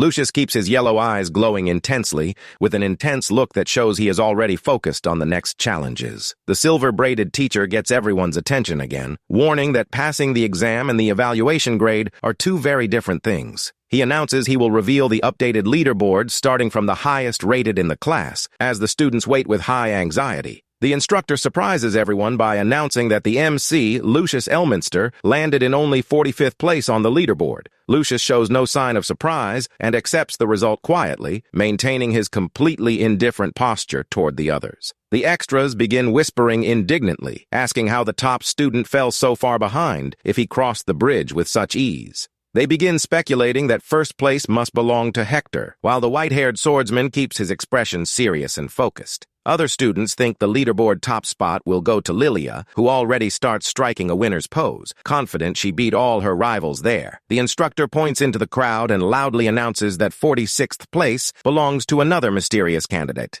He reveals the name Noah Raven, and the dark-skinned boy in the purple hood gives a subtle corner smirk upon hearing he beat the favorites. Hector gets extremely annoyed, his eyes glowing red with hatred, wondering who on earth that purple-hooded boy over there is. The students scream in surprise, noticing that this Noah guy ranked above Hector, and start laughing as the mysterious youth dashes away from there. Lilia throws a fit, screaming that it is impossible for that weird hooded guy to rank above her, wondering if he even existed in the class. An extra confirms that Noah really was on the list, and the purple-hooded boy tries to hide out of embarrassment while Lilia continues throwing her tantrum. Lucius keeps his arms crossed with his usual bored expression while the loud redhead keeps screaming hysterically right behind him. The Imperial Evaluator cuts off the discussion, sternly warning that the evaluations are over and everyone must accept their respective ranks. Lilia is outraged to see she landed in 57th place, while a classmate beside her complains about being way down on the list. Hector is furious with his 47th position and tells a girl to shut up when she innocently asks if his leg is okay. At the top of this group's ranking are Lucius in 45th and Noah in 46th place, showing the two mysterious boys ranked well ahead of the favorites. The courtyard turns into a total market of murmurs, with students crying over falling in rank, while Lilia fumes with hatred over being surpassed. The silver-braided teacher asks everyone to pay attention, as he will begin explaining how their routine at the academy will work tomorrow. He warns that starting the next day, all students will be divided and organized into mandatory 4-person teams. The man explains with a cute drawing that the team will be the core unit, and all 4 members must attend all classes and missions together. Since life isn't a walk in the park, the teacher warns that the stronger the team, the more dangerous and difficult their assigned missions will be. He reminds them that individual rankings constantly change and coldly warns that even their own teammates are direct rivals. The youths begin sweating nervously, commenting that this rule of mixing cooperation with internal rivalry is extremely cruel to them. The evaluator extends his hand with sharp nails, impressively announcing that team divisions and the first mission will be revealed tomorrow. However, he drops a last-minute bombshell, stating that the top 4 rankers from the test will be placed together to form a single team. Lilia enters total despair and screams annoyed, asking why she has to pair up with that exact group of class weirdos. She points her finger and demands that her 3 new teammates not dare drag down her performance, while the other students watch the scene with concern. The instructor wraps up the notice, telling everyone to prepare, while the redhead and Hector keep glaring at each other over their silly rivalry. Lucius merely gives a very mysterious corner smirk, knowing full well that this team arrangement will yield some very interesting moments. The boy realizes their combined strength will attract the Academy's most dangerous missions, while the loud redhead corners shy Noah. The young blonde thinks dealing with all that chaos will be a bit of trouble, but accepts that the challenge will be great for him to grow even stronger. The silver-braided teacher calls the top 4 aside and announces that their first official task has already been fully decided by the top brass. He gives a macabre, mysterious smile as he reveals that the group's first practical assignment will happen the following morning at the training field. The 4 prodigies stare at the instructor with very serious expressions, trying to figure out what that sadistic man is planning against them. The black-cloaked man arrogantly challenges them, stating their sole mission will be to land a single physical strike on his body. The next day, Lilia mocks the challenge, saying the teacher is underestimating the group, and announces that even the dead weight here will pass easily. The Imperial Evaluator calmly walks to the middle of the open training field and prepares to show how things really work around there. He gives a very smug smile of someone who knows he is on an absurdly superior power level, telling them not to get it twisted. A colossal torrent of blue magical energy rises around the man, startling Lilia and Hector, who feel the crushing pressure of that power. The teacher warns that even though they are the Academy's best students, not a single one of them stands a chance facing him in 1v1 combat. He shows his sharp claws amidst that storm of blue energy and challenges the 4 youths to attack together with everything they have. Hector and Lilia grow completely tense at the display of force, while Noah cowers in fear, trying to hide behind his cloak. The only one who remains totally calm with an analytical gaze is our MC, who seems to find that situation extremely fun. The tornado of blue spiritual energy sweeps across the battlefield, kicking up rocks and leaves, showing the true power of an elite warrior. Hector and Lilia charge forward running, with the boy complaining that attacking together is a joke and the redhead demanding no one dare get in her way. Lucius watches his teammates charge, remembering that the man in front of them is a highly respected and feared imperial evaluator across the continent. He knows the teacher is one of the Empire's most dangerous military weapons, and that almost no one at the Royal Academy would stand a chance in a duel against him. The little blonde gives an excited smile as the Imperial Evaluator readies himself to receive the students' attacks effortlessly. Lilia leaps with her fist on fire, while Hector rushes in with his swift sword, and Noah begins casting his magic spells right behind. Lucius runs into battle thinking this is the perfect opportunity to test his own physical limits in his new life here. The three youths unleash their most powerful strikes at the same time toward the teacher, who remains still, protected by his lightning shield. Hector delivers an extremely fast slash with his blade, but the master blocks the metal attack using only his fingers in a humiliating display. The violent impact between the sword and the magical defense creates a shockwave that kicks up dust and sways the surrounding trees with force. The silver-haired swordsman stands shocked, seeing his weapon caught, while the master stares at him with a sarcastic smirk of pure mockery.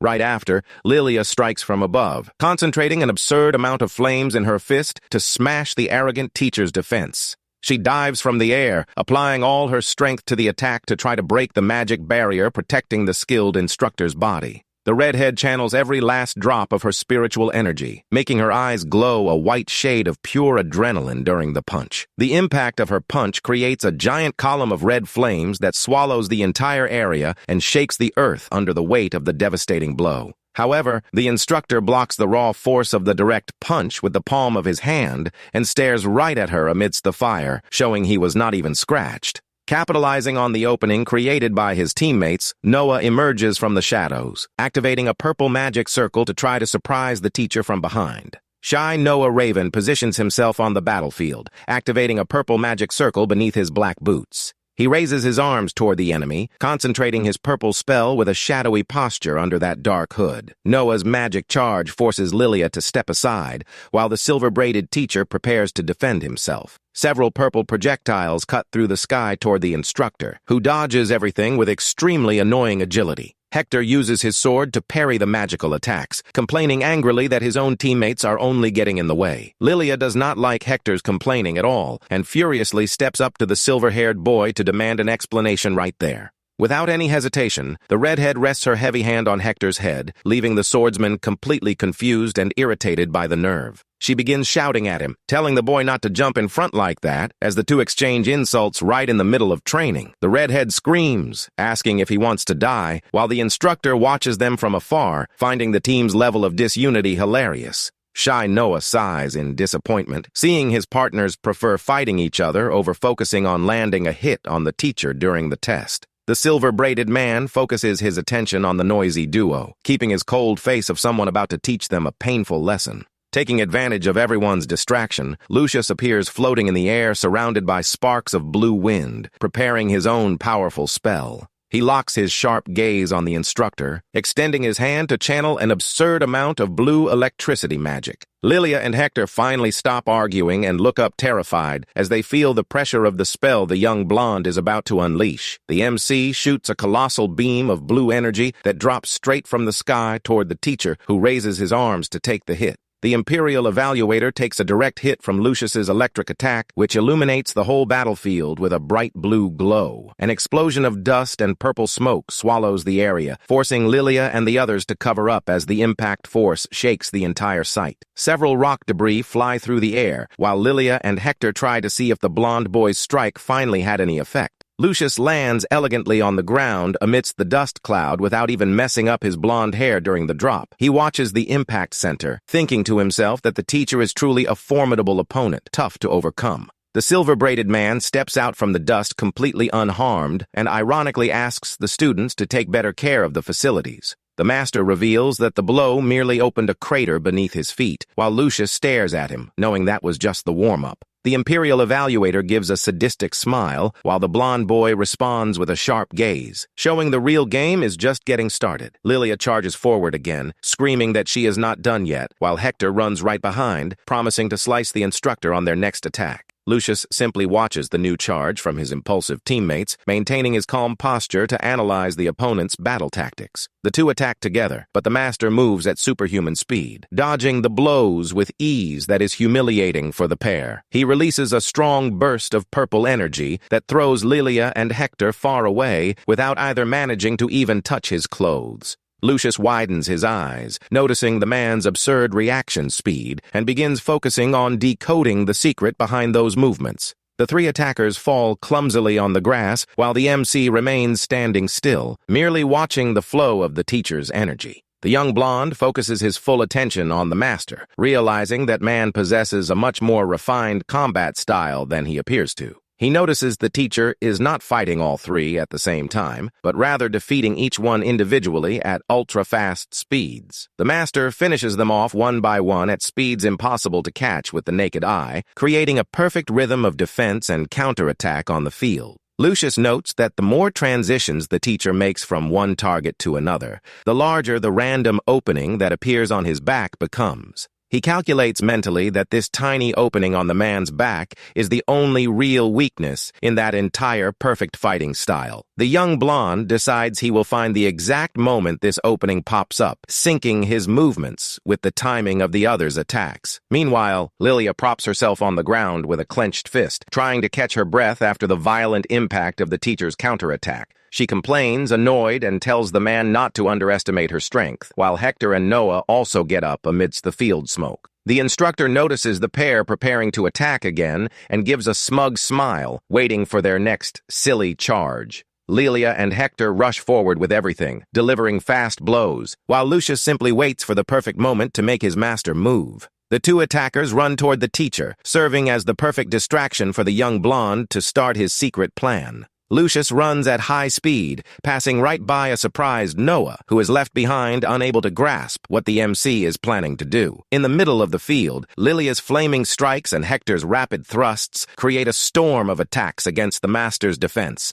With surgical, elegant dodges, the teacher avoids the duo's attacks without losing his sovereign posture of someone in total control of the fight. Lucius uses a tree branch to push off and waits from high up for the exact split second when the teacher's transition opening will reveal itself. The redhead delivers another powerful fire punch along with a slash from Hector, forcing the master to perform another fast defense transition. The silver-braided man warns that their attacks won't work, but fails to realize Lucius has already launched himself from above toward his back. While his three teammates remain fallen or distracted on the ground, the blonde boy plummets from the sky at incredible attack speed. The teacher finally notices the danger and widens his eyes upon realizing the MC managed to read the timing of his secret opening with precision. Lucius extends his hand, glowing with blue wind energy, and gives a victorious smile upon noticing his strike went straight past the master's defense. A colossal burst of blue light consumes the instructor's silhouette, indicating Lucius's plan worked and the test was finally completed. Lucius's wind circle expands brightly in the air, releasing a huge amount of magic straight against the target.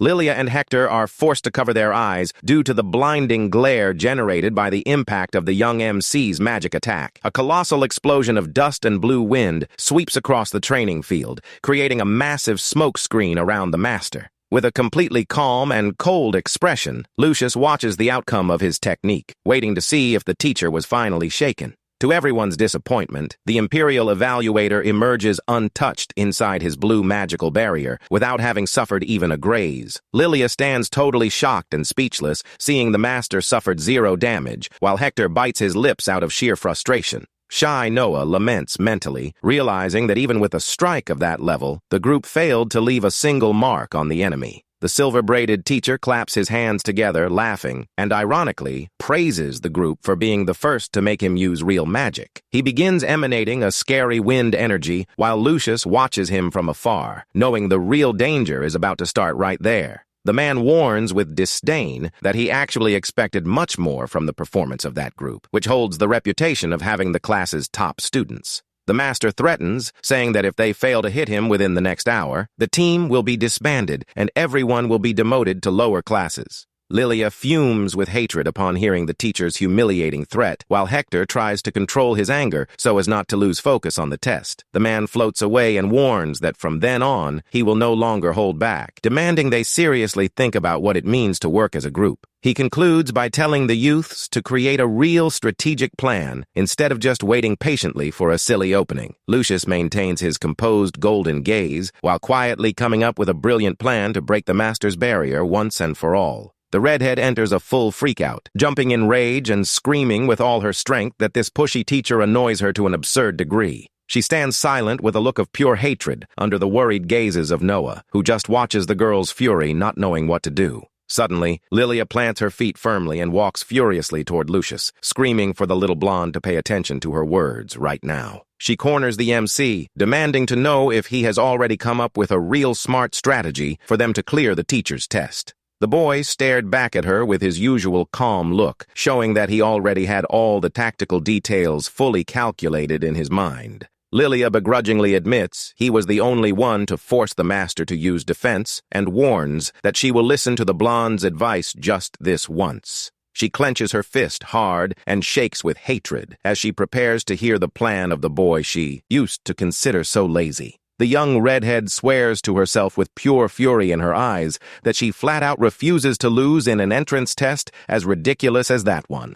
The MC begins speaking, calmly explaining that during his previous attack, he managed to spot a very important detail on the master. Hector and Noah step closer, curious to hear the explanation, while Lilia stands surprised to see the lazy blonde finally decided to help. Lucius reveals that he noticed a slight distortion in the defensive barrier at the exact moment his wind spell collided against the master's shield. Hector crosses his arms, intrigued, and asks suspiciously if the boy was truly able to see such a subtle magical distortion. The young prodigy continues his explanation, stating that the defensive barrier used by the teacher likely operates in a very specific way. He shows that the barrier concentrates all magical energy on the exact point of the attack's impact to increase defensive hardness solely at that location.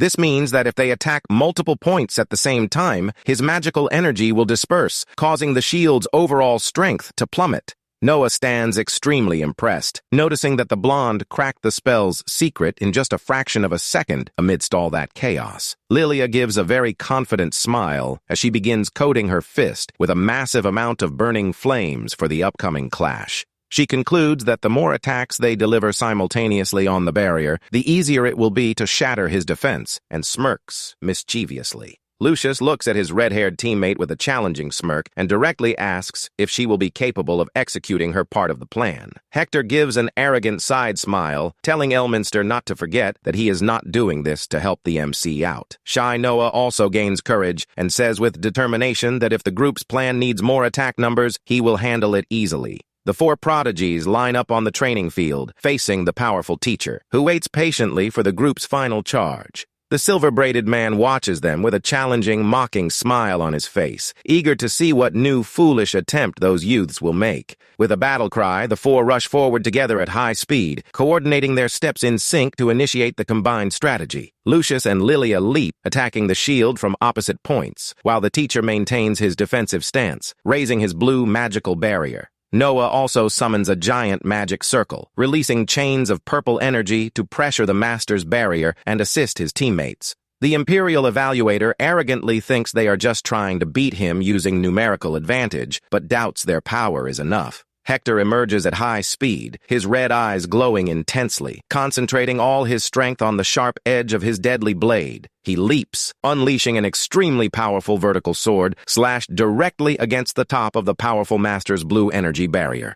The tip of Hector's sword collides against the surface of the magical shield, unleashing several blue energy sparks at the exact impact point. He screams, delivering his special sword attack to force the master to concentrate a large portion of his magical defense at the tip of his blade. At the same time, Lilia dives from the sky wrapped in a colossal fire tornado, shouting the name of her special technique to deliver her punch. The redhead's flaming fist hits the energy shield simultaneously, generating an absurd fire explosion right beside Hector's slash point. With both massive forces colliding at once, the teacher is forced to split his defensive energy, causing his shield to begin shaking. the blue energy barrier finally begins cracking under the combined pressure of Lilia and Hector's strikes, proving the brilliant plan worked. The silver-braided master admits that was their best attack so far, but mockingly warns that it is still not enough to defeat him. He begins concentrating more energy in his hands and warns that it is a shame they failed, making it clear he will counterattack with everything now.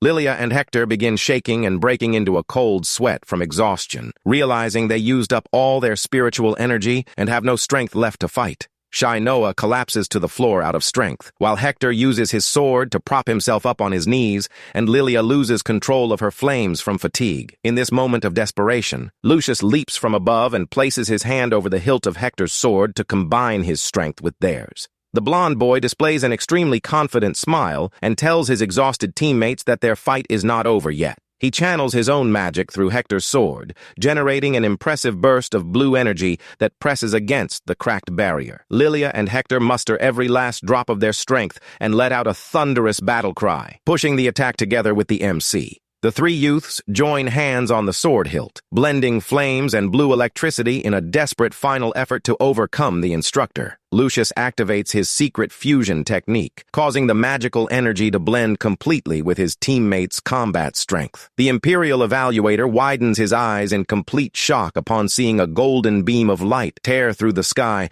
and break his unbreakable shield. The protection barrier shatters into thousands of glowing pieces, generating a gust of wind that pushes the teacher backward on the field. The dust finally begins to settle, revealing the three students landing firmly while the teacher regains his balance. Lilia and Hector slide across the grass, still out of breath, but keep their eyes fixed in the master's direction to learn the test's outcome. With a small cut bleeding on his cheek, the silver-braided teacher gives a satisfied smile and announces that all four pass the exam. Hector lets out a relieved smile while the redhead proudly celebrates, saying they finally managed to beat the master's impossible challenge. Noah thanks the heavens for the end of the test and falls face-first onto the ground from exhaustion, passing out completely after using all his magical energy in the fight. The other two warriors also fall to their knees on the grass, exhausted, while Lucius remains standing, watching the scene calmly. The redhead says Hector should thank the power of her flames, but the boy retorts, saying he would accept having her only as his subordinate in the future. Lilia snaps, screaming to know what he meant by that, but the arrogant swordsman responds with disdain, saying he doesn't usually repeat himself.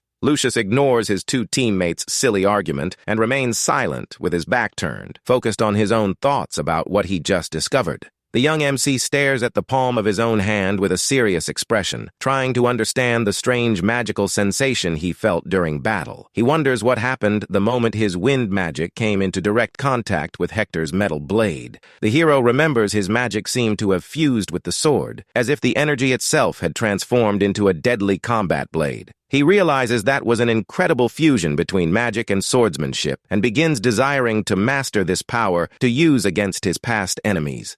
Lucius breaks into a dark, ambitious smile, thinking of the possibility of mastering that hybrid combat form in his new life. While his new teammates keep screaming and arguing in the background, the young genius maintains his sinister expression, focused on his growth plan. The Imperial Evaluator repeats that they passed and prepares to leave, satisfied with the surprising result of that prodigy team. He explains that the true goal of that exercise was to teach the value of teamwork and praises the group for understanding the lesson. The silver-braided man asks them never to forget the unity of that previous attack and begins vanishing into purple smoke. The master completely disappears from the field, leaving the exhausted students on the floor while Lucius watches the spot where the purple magic just cleared. The MC begins walking back, intensely focused on the fantastic feeling of seeing swordsmanship and magic working together in sync. He gives a vengeful smile, realizing that if he masters this technique, it will be the perfect weapon to defeat the traitor who finished him in the past. The scene shifts to the interior of the Royal Academy's massive library, where students conduct their research in a quiet environment.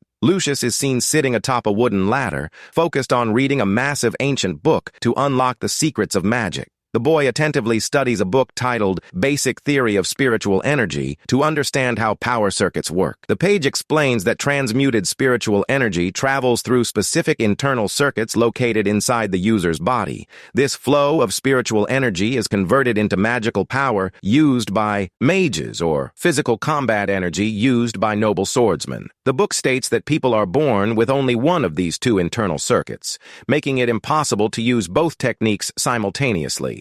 He understands his previous attack only worked because he combined his magic with Hector's physical strength and wonders if he could do it alone. The MC turns the page of the ancient book, keeping his demeanor focused and composed in search of some legendary answer to his question. The text reveals that on rare occasions, there are heroes born with both circuits, and that the school founder used both to fuse techniques. Lucius gives a maniacal, victorious smile, realizing he found the exact theoretical answer he needed to take his next training step. He remembers trying to train alone with a common sword in the courtyard to test if he could perform the magic fusion on his own. The boy recalls trying to channel his blue wind magic power directly into the metal blade while using his combat strength. The initial attempt ended in complete failure, but the hero did not lose heart and kept analyzing the minor flaws in his technique. He remembers feeling a slight spark of energy similar to the combat force circuit he had mastered in his past life as a hero. The boy theorizes that the force circuit he trained to the absolute limit in his past life might still be dormant inside his new blonde body. He breaks into a sinister smile, thinking that if he awakens this strength and masters magic, he will possess the same legendary fusion power as the founder himself. Meanwhile, a mysterious female figure watches the students' movements from up on a balcony, revealing there are spies in the area.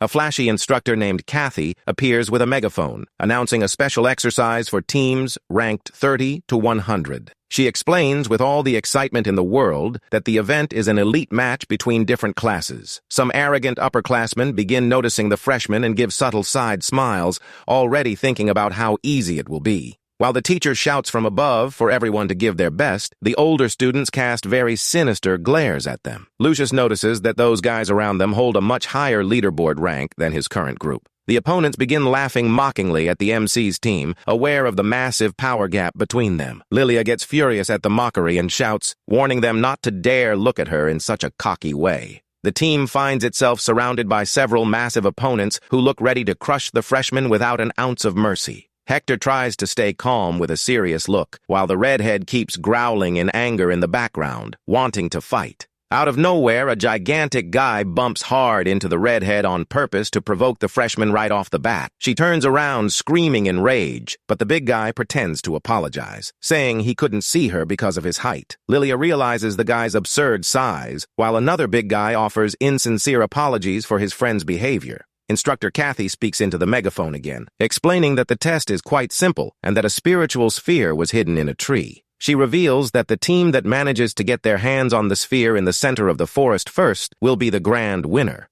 Lucius mentally repeats the object's name, intrigued by the prize that could speed up his magical evolution massively. The blonde woman explains that the sphere is a crystal of condensed pure spiritual energy capable of boosting the powers of whoever absorbs it. The students quickly realize that absorbing this legendary item basically means skipping years of grueling training in a single instant. The MC opens a subtle and extremely confident smile, noticing that prize is exactly what he needed for his plan. He knows full well that this is the perfect opportunity to acquire the power he craves so quickly. Lucius plans to absorb the energy to awaken his dormant combat circuit, while the teacher announces that combat is allowed. Hearing that brawling is permitted, the other teams already start preparing their tactics, smiling with very violent intentions. The MC's group takes their stances with serious, determined looks, aware that the test will be a true war zone. With the fireworks signal in the sky, the test finally begins, and all students dash at high speed toward the forest.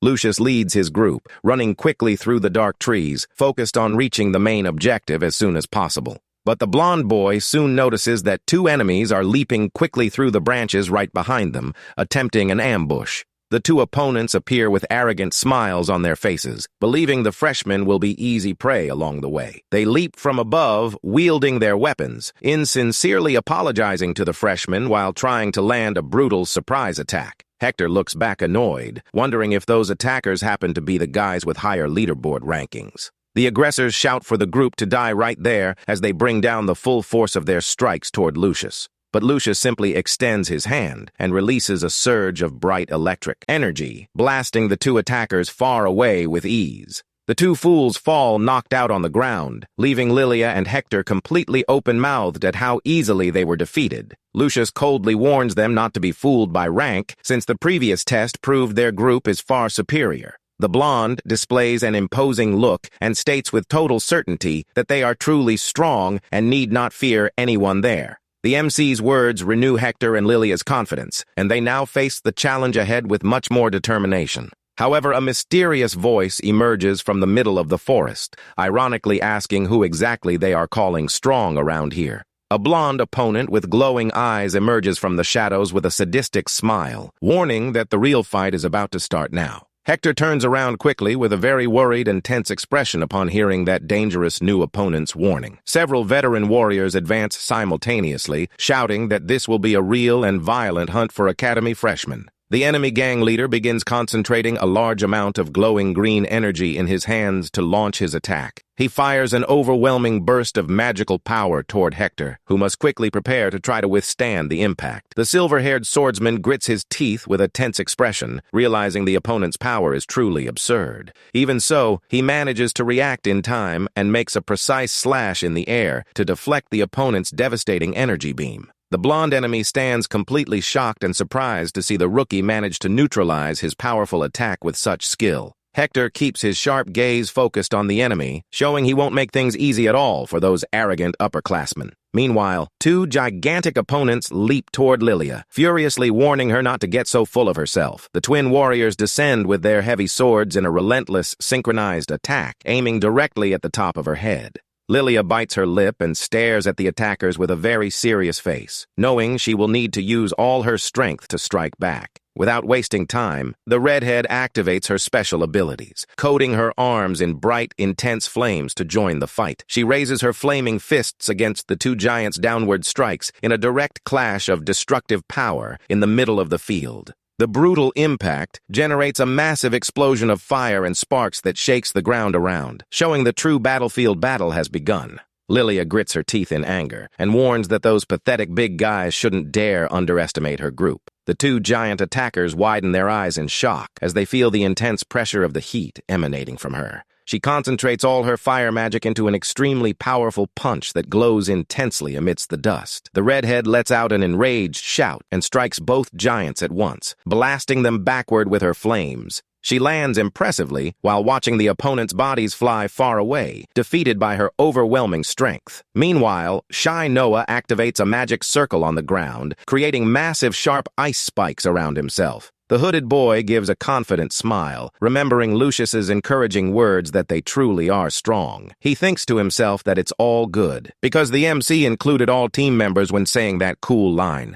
Noah shouts that he too is part of this strong group and fires his freezing spikes at the remaining enemies. The ice attack explodes brightly, freezing and defeating the opponents in the blink of an eye in the middle of the field. To wrap things up, Hector lets out a battle cry and lands a decisive strike, knocking out the last enemy for good on the dirt floor. Hector takes a deep breath, still surprised by the victory, while Lilia praises Noah's incredible performance in that fight. Little Lucius watches the opponent leader completely knocked out on the ground and calmly wonders if the fight is over. The three teammates look toward their leader with firm, adrenaline-filled expressions after winning that ambush. With all enemies knocked out around them, the MC simply turns around and announces it's time to keep moving forward. From the outside, Professor Kathy watches the test through a crystal sphere and realizes that 5 elite teams fell fast. She stands shocked upon noticing that those responsible for defeating the strongest upperclassmen were none other than the group of freshman rookies. The instructor admits that the strength demonstrated by those 3 youths is impressive, but focuses her attention on their true leader. She stares at the blonde MC's image on the energy screen, trying to understand how such a tiny boy can be so brilliant.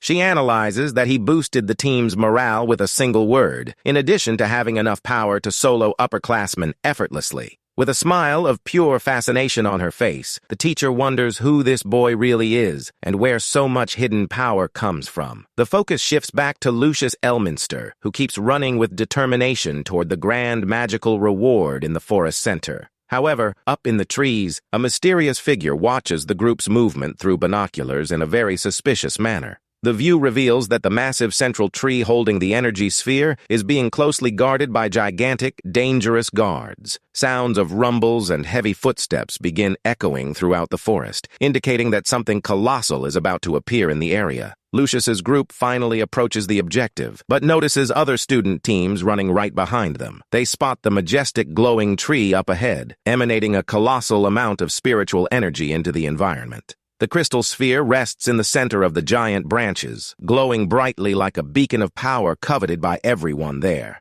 Hector and Lilia run with smiles on their faces, believing they are just a few steps away from securing definitive victory in the test. However, the MC feels a strange vibration of impending danger in the air, and his confident expression shifts to a serious look. Lucius abruptly opens his arms and shouts, telling everyone to stop immediately before taking a single step further. Lilia complains nervously, saying the others will get there first, but the young blonde sternly orders her to just listen. The redhead hesitates, startled by his reaction, as the ground begins shaking with even more violence under all the students' feet. The gigantic tree sways from side to side, revealing that some colossal creature is moving rapidly beneath it. Hector and the others look up in utter shock, realizing the danger is far greater than any student could have predicted. Noah tries to back away frantically, while the monster's oppressive presence begins covering the boy's entire field of vision.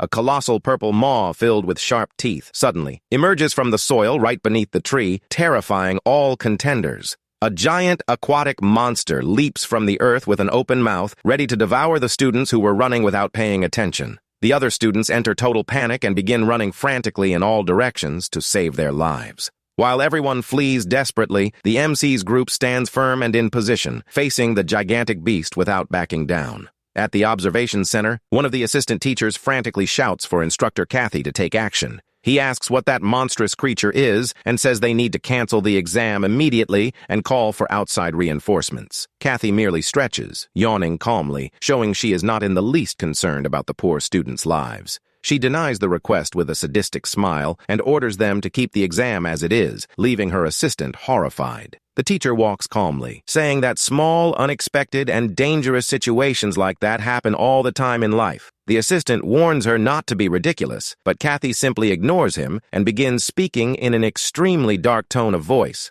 The other instructors around begin sweating in terror as they feel the coldness and absurd cruelty in the blonde woman's words. She coldly asserts that any student who dies facing a monster like that wouldn't be able to survive a real battlefield anyway. The man lowers, his head still upset with the cruel decision, but lacking the courage to confront his superior's authority and power. Right after, the blonde lets out a laugh and says she was just kidding, leaving her co-workers even more stressed. She boasts, saying that if things really get out of hand, she can intervene herself and resolve everything easily. The assistant lets out a sigh of relief, but still remains quite tense, watching the students' movements. Back on the field, the teacher thinks that, theoretically, there shouldn't be any magical beast inhabiting that testing area. She narrows her eyes suspiciously, realizing from afar that something very strange is happening behind the scenes at the academy. Dealing with the immediate problem, the veteran students attack the fish monster with all their might in the middle of the lake. An agile swordsman with a ponytail leaps with his glowing blade, delivering a grand strike against the monster's scales. The sword hits the beast's skin, but the impact only creates sparks, without causing any real damage to the giant creature. He stands shocked upon realizing the beast's scales are being buffed by the energy spheres around it. Other mages try to cast containment barriers and spells, but are repelled by the brute, devastating force of the aquatic enemy. The fish monster thrashes violently, creating a massive explosion of water and spiritual energy that throws all the students far away. The young warriors stand up coughing amidst the water mist, extremely terrified by that beast's overwhelming power. The giant fish resurfaces in the middle of the swamp, glaring at the surviving students with its bright, hungry red eyes. One of the boys screams in complete desperation upon noticing that all their combined attacks didn't inflict a single scratch on the monster. While the students argue terrified, unsure of what to do, the creature's tail moves in the water, preparing a new devastating attack. The monster advances at high speed, cutting through the water straight toward the group of students paralyzed with fear on the shore. It leaps from the lake, opening its terrifying maw, while the desperate youths shout for everyone to run away as fast as possible. But before the students get devoured, Lucius appears leaping high in the sky, wielding glowing magical projectiles around him. His teammates look up, unable to believe what they're seeing, wondering if the blonde boy has simply lost his mind for good. The small MC positions himself right in front of the giant creature's open maw, without showing an ounce of fear. Lilia despairs, screaming that he is a complete idiot and begging him to back away before ending up swallowed alive for good. However, in the blink of an eye, the massive beast snaps its mouth shut, swallowing the MC under his teammates' terrified gazes. But inside the darkness of the fish's maw, Lucius opens a dark smile and begins concentrating an immense amount of magical power. An intense glow begins emanating from within the creature, which starts thrashing frantically in the air before plummeting into the water. Lilia and Hector watch the scene completely paralyzed, unable to grasp what is about to happen to the giant creature in the lake. The monster crashes into the water, generating a massive explosion of light and water that spreads like a true giant wave across the entire area. A bespectacled upperclassman complains, saying the blonde freshman had a death wish, and that's why he hates rookies with no combat experience. But before he finishes speaking, a giant blue energy slash rips through the air, brutally dividing the monster's body in half. The red-haired boy points shakily and stammers, asking his teammates to look at what just happened in the middle of the swamp. The creature completely explodes into a pillar of bright light and pure spiritual energy that illuminates the entire dark forest sky. The surviving students watch the shockwave clear out, shocked to see the colossal threat eliminated so fast.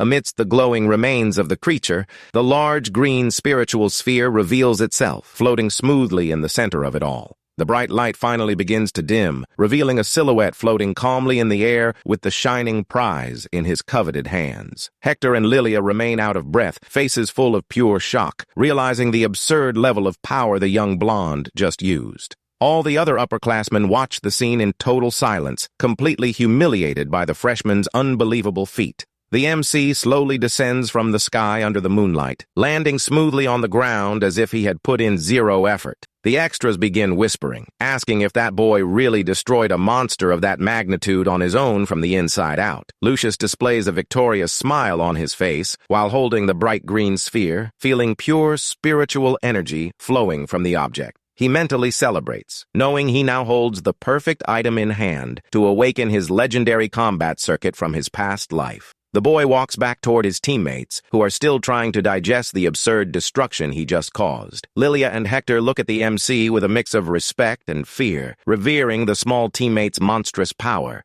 He keeps staring at the glowing prize with a dark, composed demeanor, ready to reap the rewards of that magnificent victory. Professor Kathy appears floating smoothly back and announces loud and clear that the testing exercise is officially over. The blonde MC looks up, keeping his cool face as the instructor descends toward the victorious freshman group. She uses her loud megaphone to order all injured and exhausted students to start marching back toward the academy. As the students prepare to leave, the teacher gives another enigmatic smile, locking her eyes on the group's little genius. Lucius tucks away the bright green crystal under Noah's curious gaze, who seems very happy and proud of his team's success. One of the most arrogant upperclassmen grumbles with his head down, unable to accept that his elite group was outdone by mere freshmen. Lucius's group begins the walk back through the dense, fog-wrapped forest under the watchful eyes of the other competitors. Hector puts on a cocky smirk, commenting that the test was a breeze, but Noah jokes, saying he would have preferred facing a tough enemy. The shy mage lets out a light laugh under his hood, proud of the monumental strength the team proved to possess before the entire school during the test.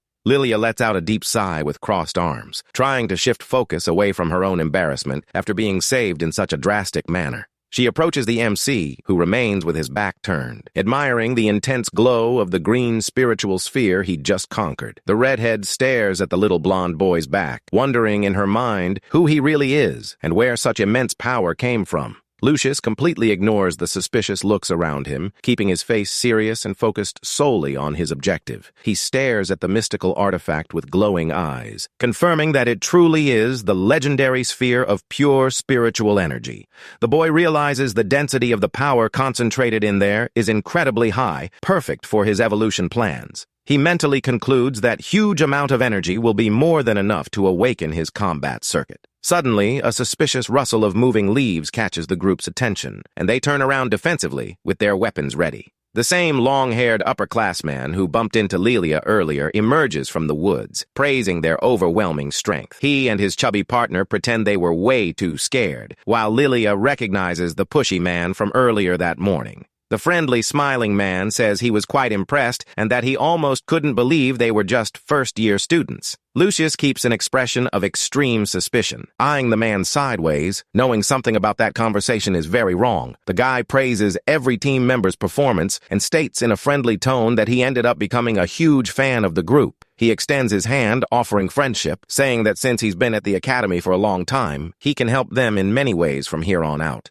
Lilia looks at the upperclassman's extended hand with suspicion and hesitates for a few moments before making any decision about the handshake. But the redhead soon relaxes her serious stance and gives a friendly smile, naively accepting that man's offer of friendship. She reaches out and shakes the guy's hand, initiating what seemed to be a friendly alliance in the middle of that dangerous forest. However, the upperclassman's face shifts subtly, revealing a tiny corner smirk that is extremely sinister and full of ulterior motives. Without any warning, the man delivers a point-blank wind attack, hitting Lilia directly in the chest with extreme violence and cowardice. The redhead widens her eyes in complete shock and agony, feeling the brutal impact of the cowardly strike that caught everyone off guard in the woods. The sudden attack generates a heavy impact that kicks up dust and blows leaves everywhere, instantly separating the group members. Hector and Noah watch the scene through the smoke, completely horrified by the unexpected betrayal of those who pretended to be friends. Lilia collapses on the ground, completely unconscious, eyes rolled back and blood trickling from her mouth after taking the deadly surprise attack. Lucius supports Lilia's fallen body on the grass and asks in a deadly cold tone of voice what the upperclassmen think they are doing. The small prodigy glare at the enemies with a killer look, while the cowardly group leader mockingly answers that the test is already over. The man and his gang surround the area, laughing cynically, commenting that the rookie's performance was truly magnificent up to that moment. He stares at the group with glowing eyes and mockingly repeats that they are truly magnificent, but that now they fell into the perfect trap. The villain theatrically extends his hand and calls the MC's group the absolute best prey they could find in this entire forest. Hector feels a terrible chill run down his spine, instantly realizing the atmosphere of those guys turned extremely murderous.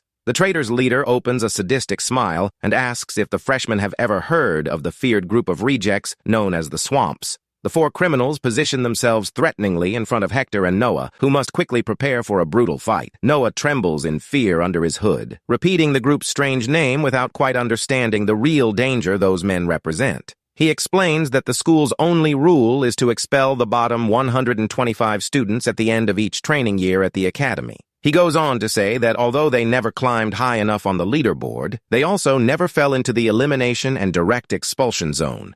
The man reveals the drama of mediocre students like them who simply age chained to the academy year after year with zero prospects. A dark red aura covers the upperclassmen's faces as he reveals that these eternal students are known by everyone as the Swamps. Lucius stares at the gang of criminals with an icy glare and directly asks what these washed-up rejects want with them. The villain looks up at the sky, bitterly lamenting having aged in that place without ever managing to break past the middle ranks of the school leaderboard. He confesses with a dark and gloomy face that over time, they even lost the right to carry their family names. Hector snaps back annoyed, pointing his sword and saying they are nothing more than washed-up old men clinging to that place out of silly pride. The man despairs, shouting that they lost everything and that there aren't many ways for finished men like them to reclaim their standing. With a completely insane look and bloodshot eyes, he asserts he will do whatever it takes to obtain the blessing and reclaim everything he lost. The villain summons a massive glowing magical hourglass emanating sinister purple energy, revealing they won't stop for anything in the world. Hector stands open-mouthed, looking at the mysterious object, while Noah fearfully wonders if there are corpses floating inside that purple energy. Hundreds of human skulls appear floating inside the macabre purple glow of the hourglass, terrifying the boys with that nightmare vision. Seeing the extreme danger, Noah completely loses his bashfulness and activates a large darkness magic circle on the ground, preparing a defense spell. The hooded boy expands his own dark energy, generating a black wind whirlwind that presses against the enemy's hourglass power. The chubby traitor gives a sadistic, sarcastic smirk at the boy's attempt, showing their macabre plan is already complete. The two upperclassmen raise their arms, concentrating the entire flow of dark power directly toward the top of the terrible skull artifact. Hector stares at the macabre ritual with cold sweat trickling down his cheek, realizing their situation became extremely critical in the woods. The two criminals continue channeling dark magic upward, fueling the terrible power of that skull hourglass. Glowing purple circles appear in their hands as the evil energy begins flowing with even more intensity across the area. The gang leader throws his head back with insane pleasure as he feels the spiritual energy bubbling inside the artifact. They begin shouting in ecstasy, saying absolute power is finally arriving to restore the dignity they lost. The chubby traitor threatens, saying he will keep draining all the freshmen's energy until they die of exhaustion in the woods. Noah screams, telling the enemy to back off, and tries to expand his dark magic barriers with all the strength he has left. But the chubby villain merely laughs uncontrollably upon seeing the hooded boy's spell easily swallowed up by the artifact. Realizing Noah is being overwhelmed, Hector decides to act and runs quickly toward danger to help his teammate. The enemy extends his fat hand with disdain and makes the magical hourglass devour the freshman's attacks with absolute ease. Hector stares at the glowing purple jar with heavy concern and mentally concludes that cursed relic is the source of the whole problem. He leaps high, gripping his blade with both hands, ready to destroy the macabre hourglass once and for all in the courtyard. The silver-haired swordsman delivers an extremely fast and violent slash aimed right at the center of the enemy artifact. The metal blade cuts through the air with precision, but the strike merely slides off the protective barrier surrounding the mystical object. The young man lands on the ground and widens his eyes in complete despair, seeing his attack caused 0 damage to the jar. The chubby traitor takes advantage of the swordsman's distraction and grabs him hard by the neck, mocking Hector's failed attempt. He calmly explains that only the ritual casters can touch the object, while beginning to drain the swordsman's strength on the spot. Suddenly, a fast silhouette cuts through the scenery, passing at high speed right next to Lilia's fallen body on the grass.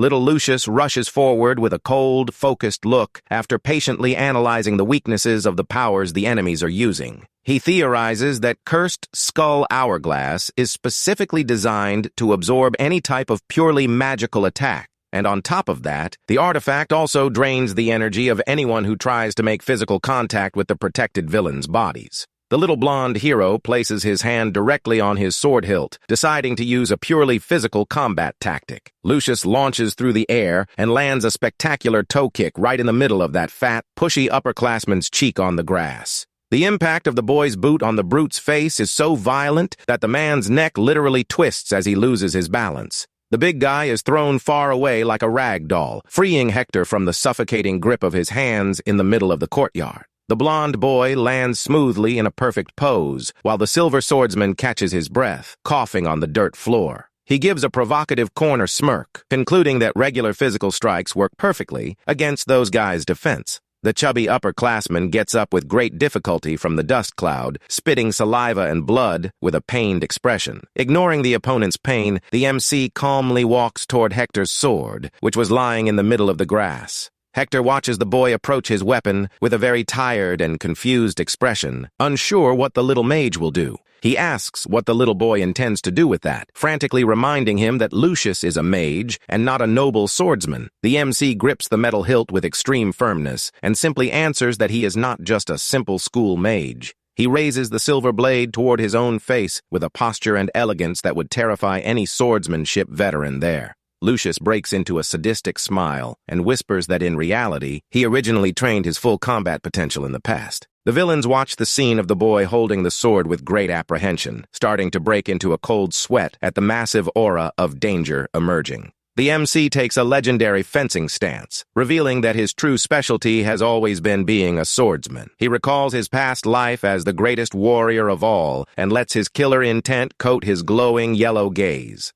A strong gust of wind begins swirling around the scenery as the boy concentrates his battle energy onto the common metal blade. His golden eyes glow like those of a hungry predator about to slice his prey with all the cruelty he accumulated in his soul.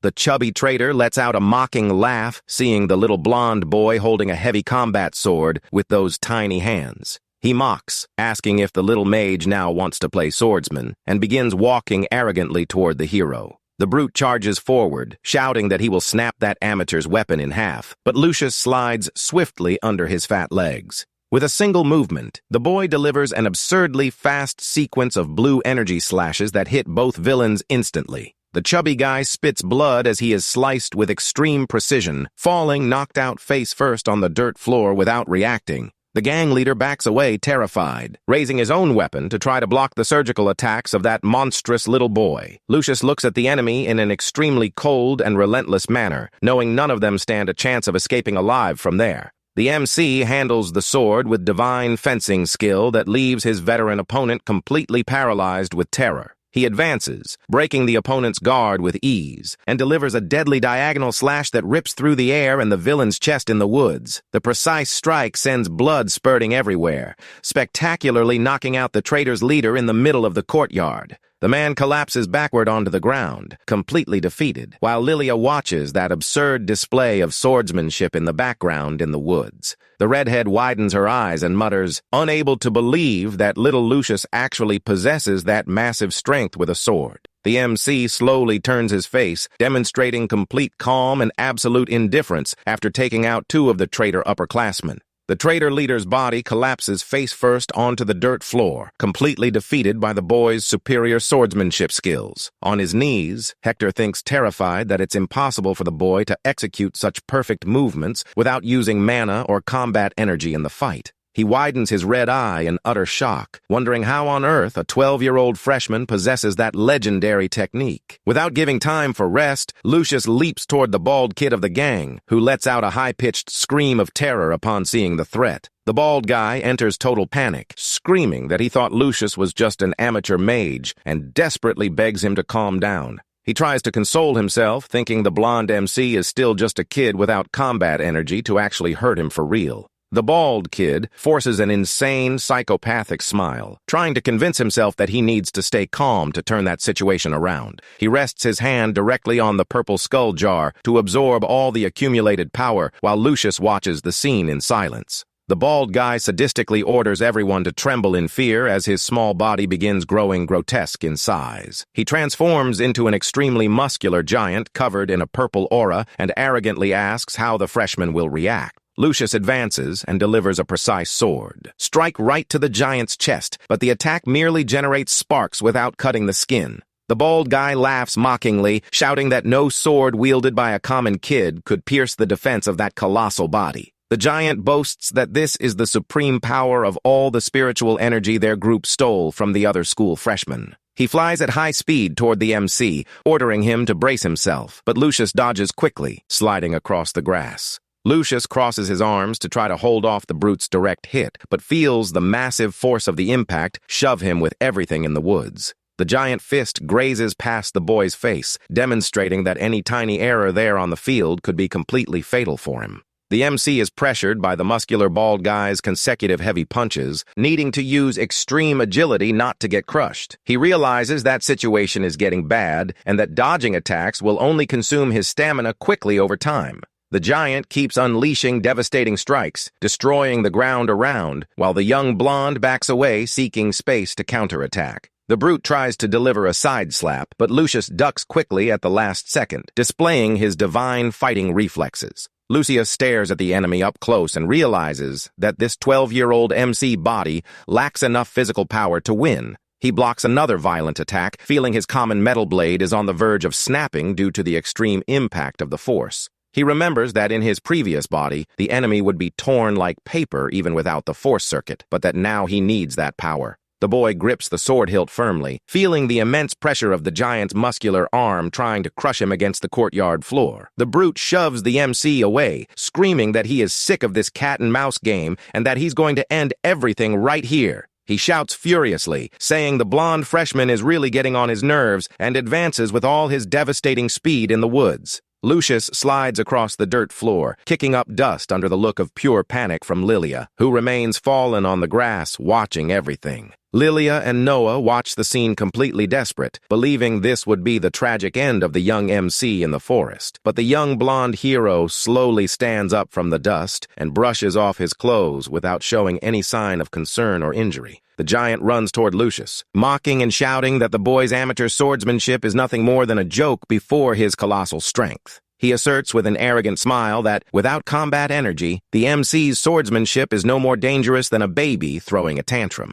Ignoring the big guy's mockings, Lucius stares at the bright green spiritual sphere that begins pulsing intensely at his feet on the ground. Suddenly, the blonde boy places his hand directly over his chest, feeling an extremely powerful magical vibration inside. He realizes joyfully that his legendary combat circuit from his past life is finally responding to the mystical sphere's pure energy. The MC extends his hand and mentally concludes that if he uses that massive amount of energy, he will obtain the power he so desperately needs. Unbothered by anything, the bald villain leaps from above, concentrating all his purple power, bellowing that it's time to end the kid's life once and for all. Lucius stares at the glowing crystal in his hands and perfectly recalls the correct way to channel and absorb that spiritual power. He squeezes the artifact hard and begins draining all the fury and power of that green smoke directly into his own body. A colossal whirlwind of bright green bursts explodes around the boy, coating the entire battlefield in an intimidating energy. The magical explosion takes the shape of a beautiful green energy flower, releasing shock waves that shake the entire forest around the courtyard. The entire colossal flow of spiritual power is directed and compressed straight into the center of the young MC's chest in the courtyard. He throws his head back with eyes closed, feeling the fantastic sensation of having his soul filled by that incomparable strength. He takes a deep breath, concentrating every last spark of that energy into the dormant magic channels of his evolving new blonde body. The green smoke completely wraps around the boy in a dance of lights, indicating the transmutation process was completed with absolute success. In the very next instant, the MC opens his eyes, revealing a scary orange glow with a completely altered intent. The boy opens an extremely sadistic smile and mentally celebrates upon realizing the legendary strength finally awakened in his soul. The silhouette of his past life emerges grandly behind his back, confirming the definitive awakening of his legendary combat circuit. The bald giant suddenly stops his attack and begins sweating in terror as he feels the monstrous spiritual presence emanating from the boy. Lucius takes a step forward while a strong red battle aura begins burning intensely around his black boots in the woods.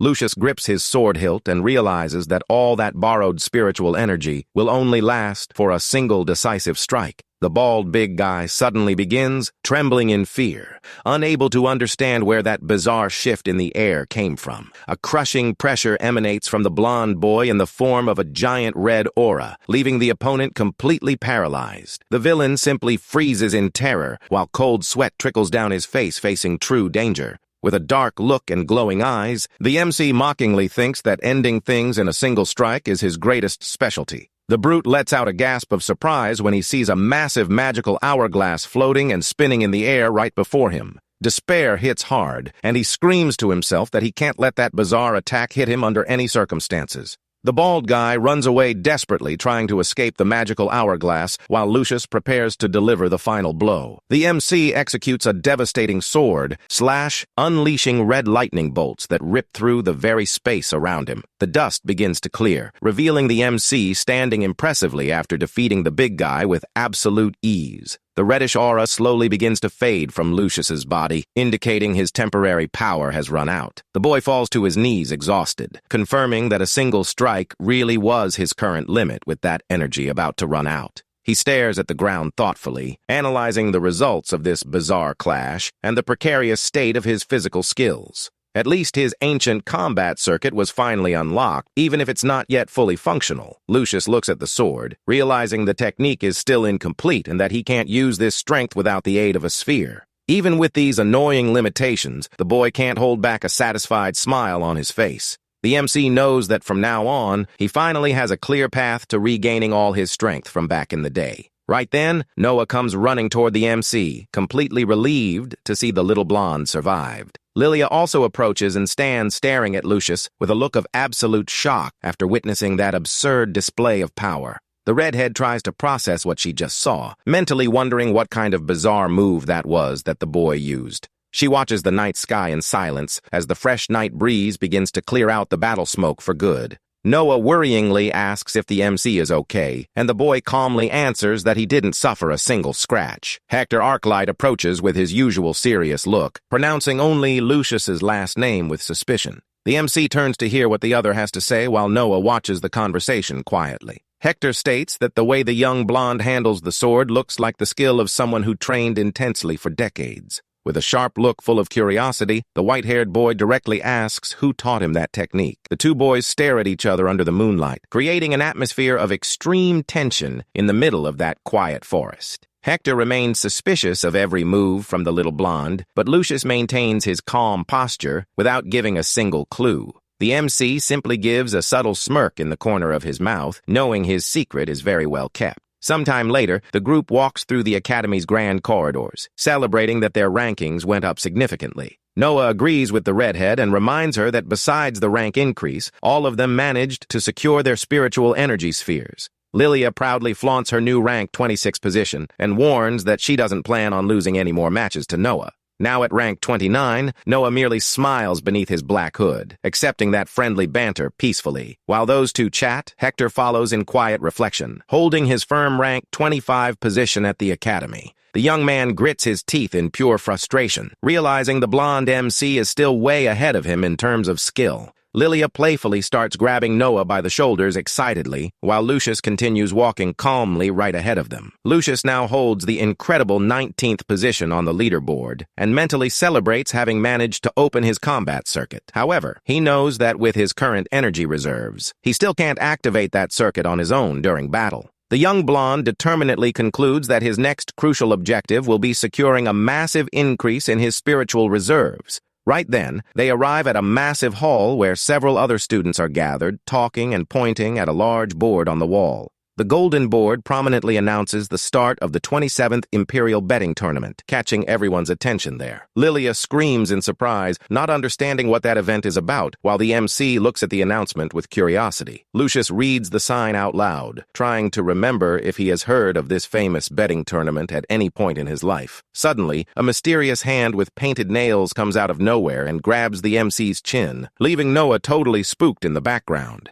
It's a rather flashy blonde maid who pops up hanging upside down from the ceiling, asking if the boy is interested. She teases, saying she felt their passionate gazes and thanks them for making her job easy by taking care of some old guys yesterday. With a cold look and zero patience for beat-around-the-bush talk, Lucius asks directly if she showed up there just to spout that nonsense. The blonde girl performs a nimble flip in the air and lands gracefully, asking with a smile if the MC is curious about the tournament. She pulls out a megaphone and excitedly explains that this is a major combat event sponsored by the Empire, drawing fighters from everywhere. But a green-haired student questions if this tournament isn't just a bizarre show where rich nobles bet mountains of money on the fighters. A red-haired boy nervously comments on terrible rumors that participants always end up dying in that bizarre tournament. The blonde maid floats upside down and confirms with the utmost casualness that this bizarre rumor is very real. She points her finger right in the frightened boy's face, making it crystal clear that there is a very interesting catch to this whole story. The blonde woman explains that the tournament arena possesses a special magical structure that collects all the spiritual energy released by the fighters.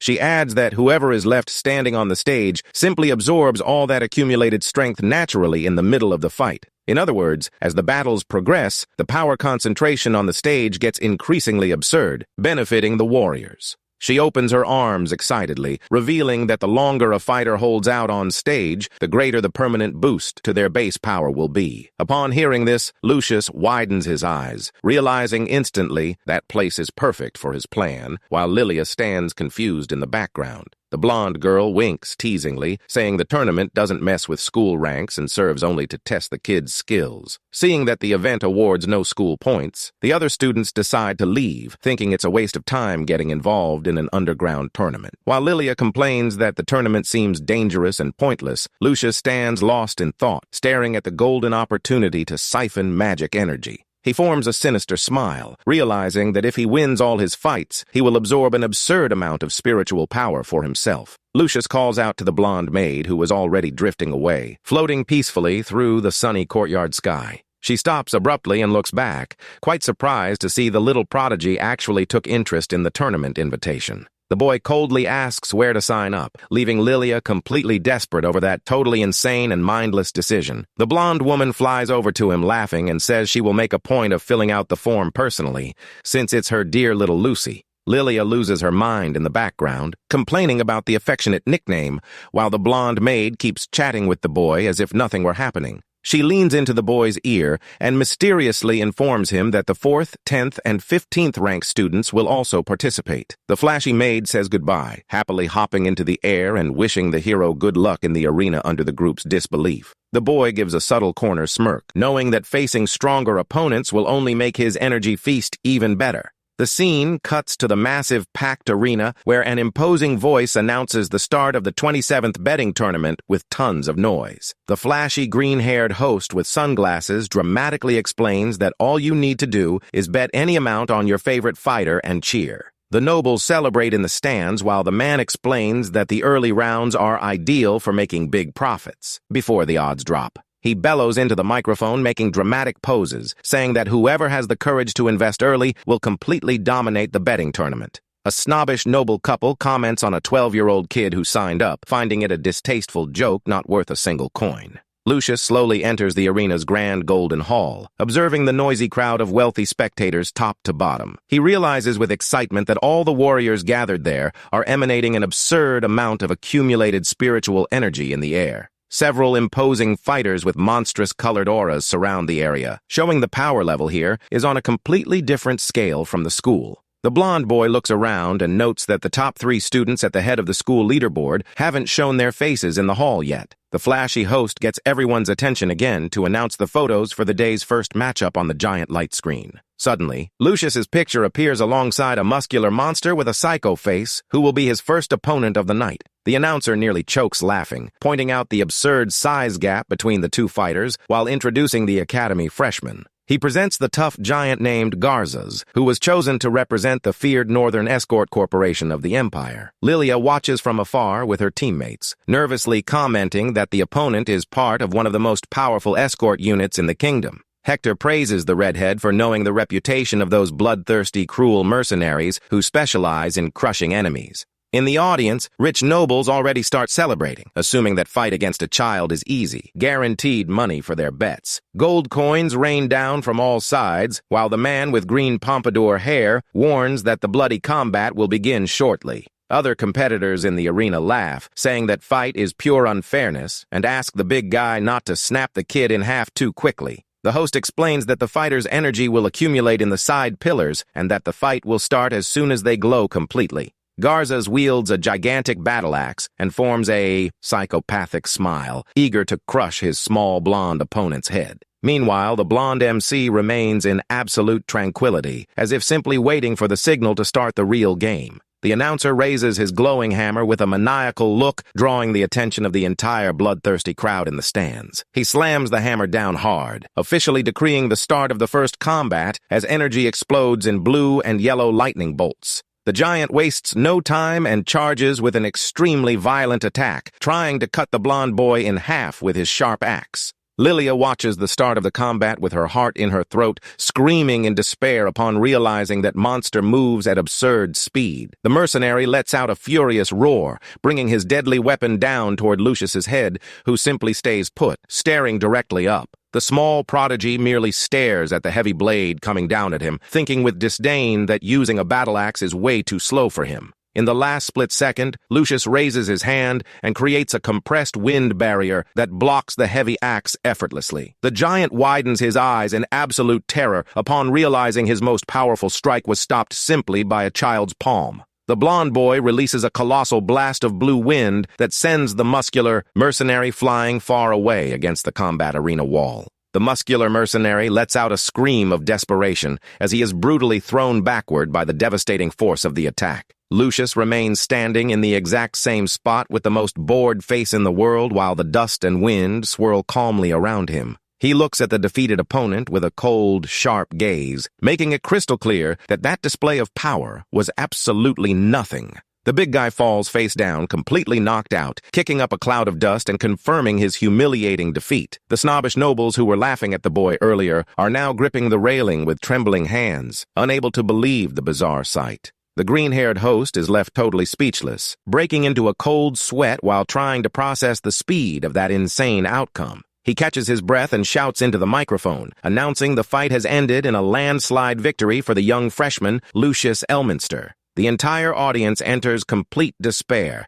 with bettors screaming in outrage over losing millions of coins in a single second. The announcer continues hysterically screaming that the rookie pulled off an absurd knockout with just a single strike, leaving everyone stunned. Relieved by the result, Lilia takes out her nerves by biting the wooden rail, while the blonde maid excitedly celebrates in the background. The entire arena wonders who that mysterious boy is, while Lucius begins absorbing the green energy emanating from the combat stage. He looks at his own clenched fist and frustratedly realizes that amount of power still isn't enough to activate his battle circuit. In the second round, Lucius faces another husky fighter and repeats the same recipe, landing another devastating blow and sending his rival to the floor. The host with sunglasses loses it into the microphone, unable to understand what kind of monster in a child's form just invaded the Imperial tournament. The noble bettors start breaking the bank and desperately run to shift all their bets onto the young academy prodigy. In the third match, Lucius unleashes another overwhelming blast of wind, knocking out another opponent without giving the slightest chance for defense. The green-haired announcer celebrates the boy's incredible streak of 3 consecutive victories, leaving the crowd completely entranced. He shouts that the 12-year-old dark horse is absolutely unstoppable, while Lucius stays focused amidst the shower of coins. The blonde maid flaunts massive piles of money she won from bets, shouting compliments at Lucy, while Lilia tells her to shut her mouth. Hector bites his own lips with so much rage and jealousy toward the MC that a trickling stream of blood flows from his mouth in the box. In the arena, Lucius keeps concentrating the flow of green energy into his hands, knowing full well that amount is still far from enough. Suddenly, an extremely heavy and grand noise begins echoing through the arena's main hall, catching everyone's immediate attention. The MC widens his eyes slightly as he feels an absurdly colossal and familiar presence approaching the upper balconies. An imposing silhouette surrounded by a terrifying purple aura appears at the top of the staircase, walking slowly and in an extremely intimidating manner. Sparks of purple energy begin crackling through the stone pillars, making the entire arena structure shake before that overwhelming force. The host breaks into a cold sweat and stammers, saying he was not notified about the surprise arrival of such a high-level VIP guest at that event. The gigantic hooded figure takes a position on the balcony of the luxurious box, looking straight down to where the blonde MC is standing. Lucius turns completely serious. Feeling the massive spiritual pressure, the man above emanates directly against his small blonde body. The visitor's black boot steps firmly onto the floor of the box, while his red cape sways, revealing a truly sovereign presence. Upon realizing who the mysterious man is, the MC clenches his own fists with so much force that blood begins trickling from his fingers. The boy stares at the top of the golden hall, locking eyes with the imposing man who has just sat down majestically on the throne of the main box. It is the legendary Lord Atlas, the feared head of House Arclight, who has long white hair and stares at the arena with glowing red eyes. Lucius feels an overwhelming fury burn in his chest as he faces the man who destroyed his life in the past, with deadly hatred in his gaze. The traitor lord stares at the center of the arena without giving the slightest importance, while the blonde boy stares at him with all the killer intent of his soul. The silent clash of glances between the two deadly enemies marks the beginning of a new and extremely dangerous chapter in the MC's life.